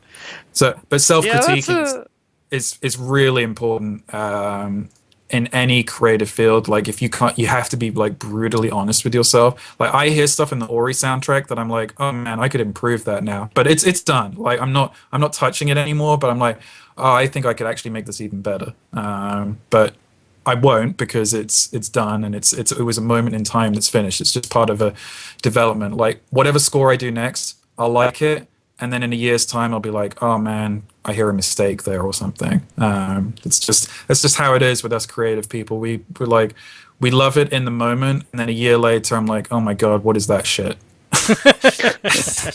I'm honest. Like, I mean, I'm not tired of the Ori soundtrack, but like, I'm like ready for the next thing. You want to be here? You want to talk about the next thing? I'm gonna sign off now because my fiance is home. But it's been a pleasure talking to you guys, and we managed to make this last 2 hours, and I hope it wasn't boring. No, you made that easy. I was about to say we can wrap it up, but I don't have to be the bad guy now. So. That was awesome. But yeah, thank you so much for being on the show, though. We really, really appreciate it, and I mean, we'd love to have you back sometime. Obviously, not right away because there's not a whole lot to talk about, but down the road, we'd love to have you back, and we would just really appreciate it. It's been a great time. I like talking to gamers. I've been on some music focused podcasts, but I am a gamer. Like I've been gaming since I was 5. So it's this is like part of my DNA, and I feel like it's part of your DNA too. That's why I enjoy going to PAX. Like I did a panel at PAX, and I was like, I got to meet a ton of people who just play games, and I'm like, this is my crew right here. So yeah, it's been my pleasure. Thanks again.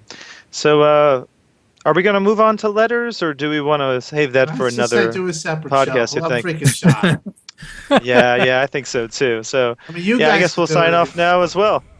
All right. Yeah, we'll do another show. All right. See you guys. Thank you, man. We really appreciate it. All right. Thanks again. You're welcome. Bye. All right. So I guess we'll go ahead and close here. Yes, good first interview for us. Very good. Someone's writing letters. Hold on. How long are these letters? You guys could do the We have 9 episodes. Of short letters. I think we should hold them. They'll still be relevant. Let's just do next show. Hey, can we do old no bones ones real quick? Because there's just we'll do one, and then you can't. Then it's not. Because old no bones has so many of them. Yeah, man. and it's such we have to hold them. Just I stopped mine, so I'm done. I stopped my audacity. Wow, really? What? Yeah. What? Wow. Okay, well now we're gonna have to cut off all of this conversation too, Tim. Thank you. Well, I'm exactly 2 hours. When did you stop it? 2 hours and 20 seconds. Right when did you stop it? After Gareth left? Yeah, right when he left.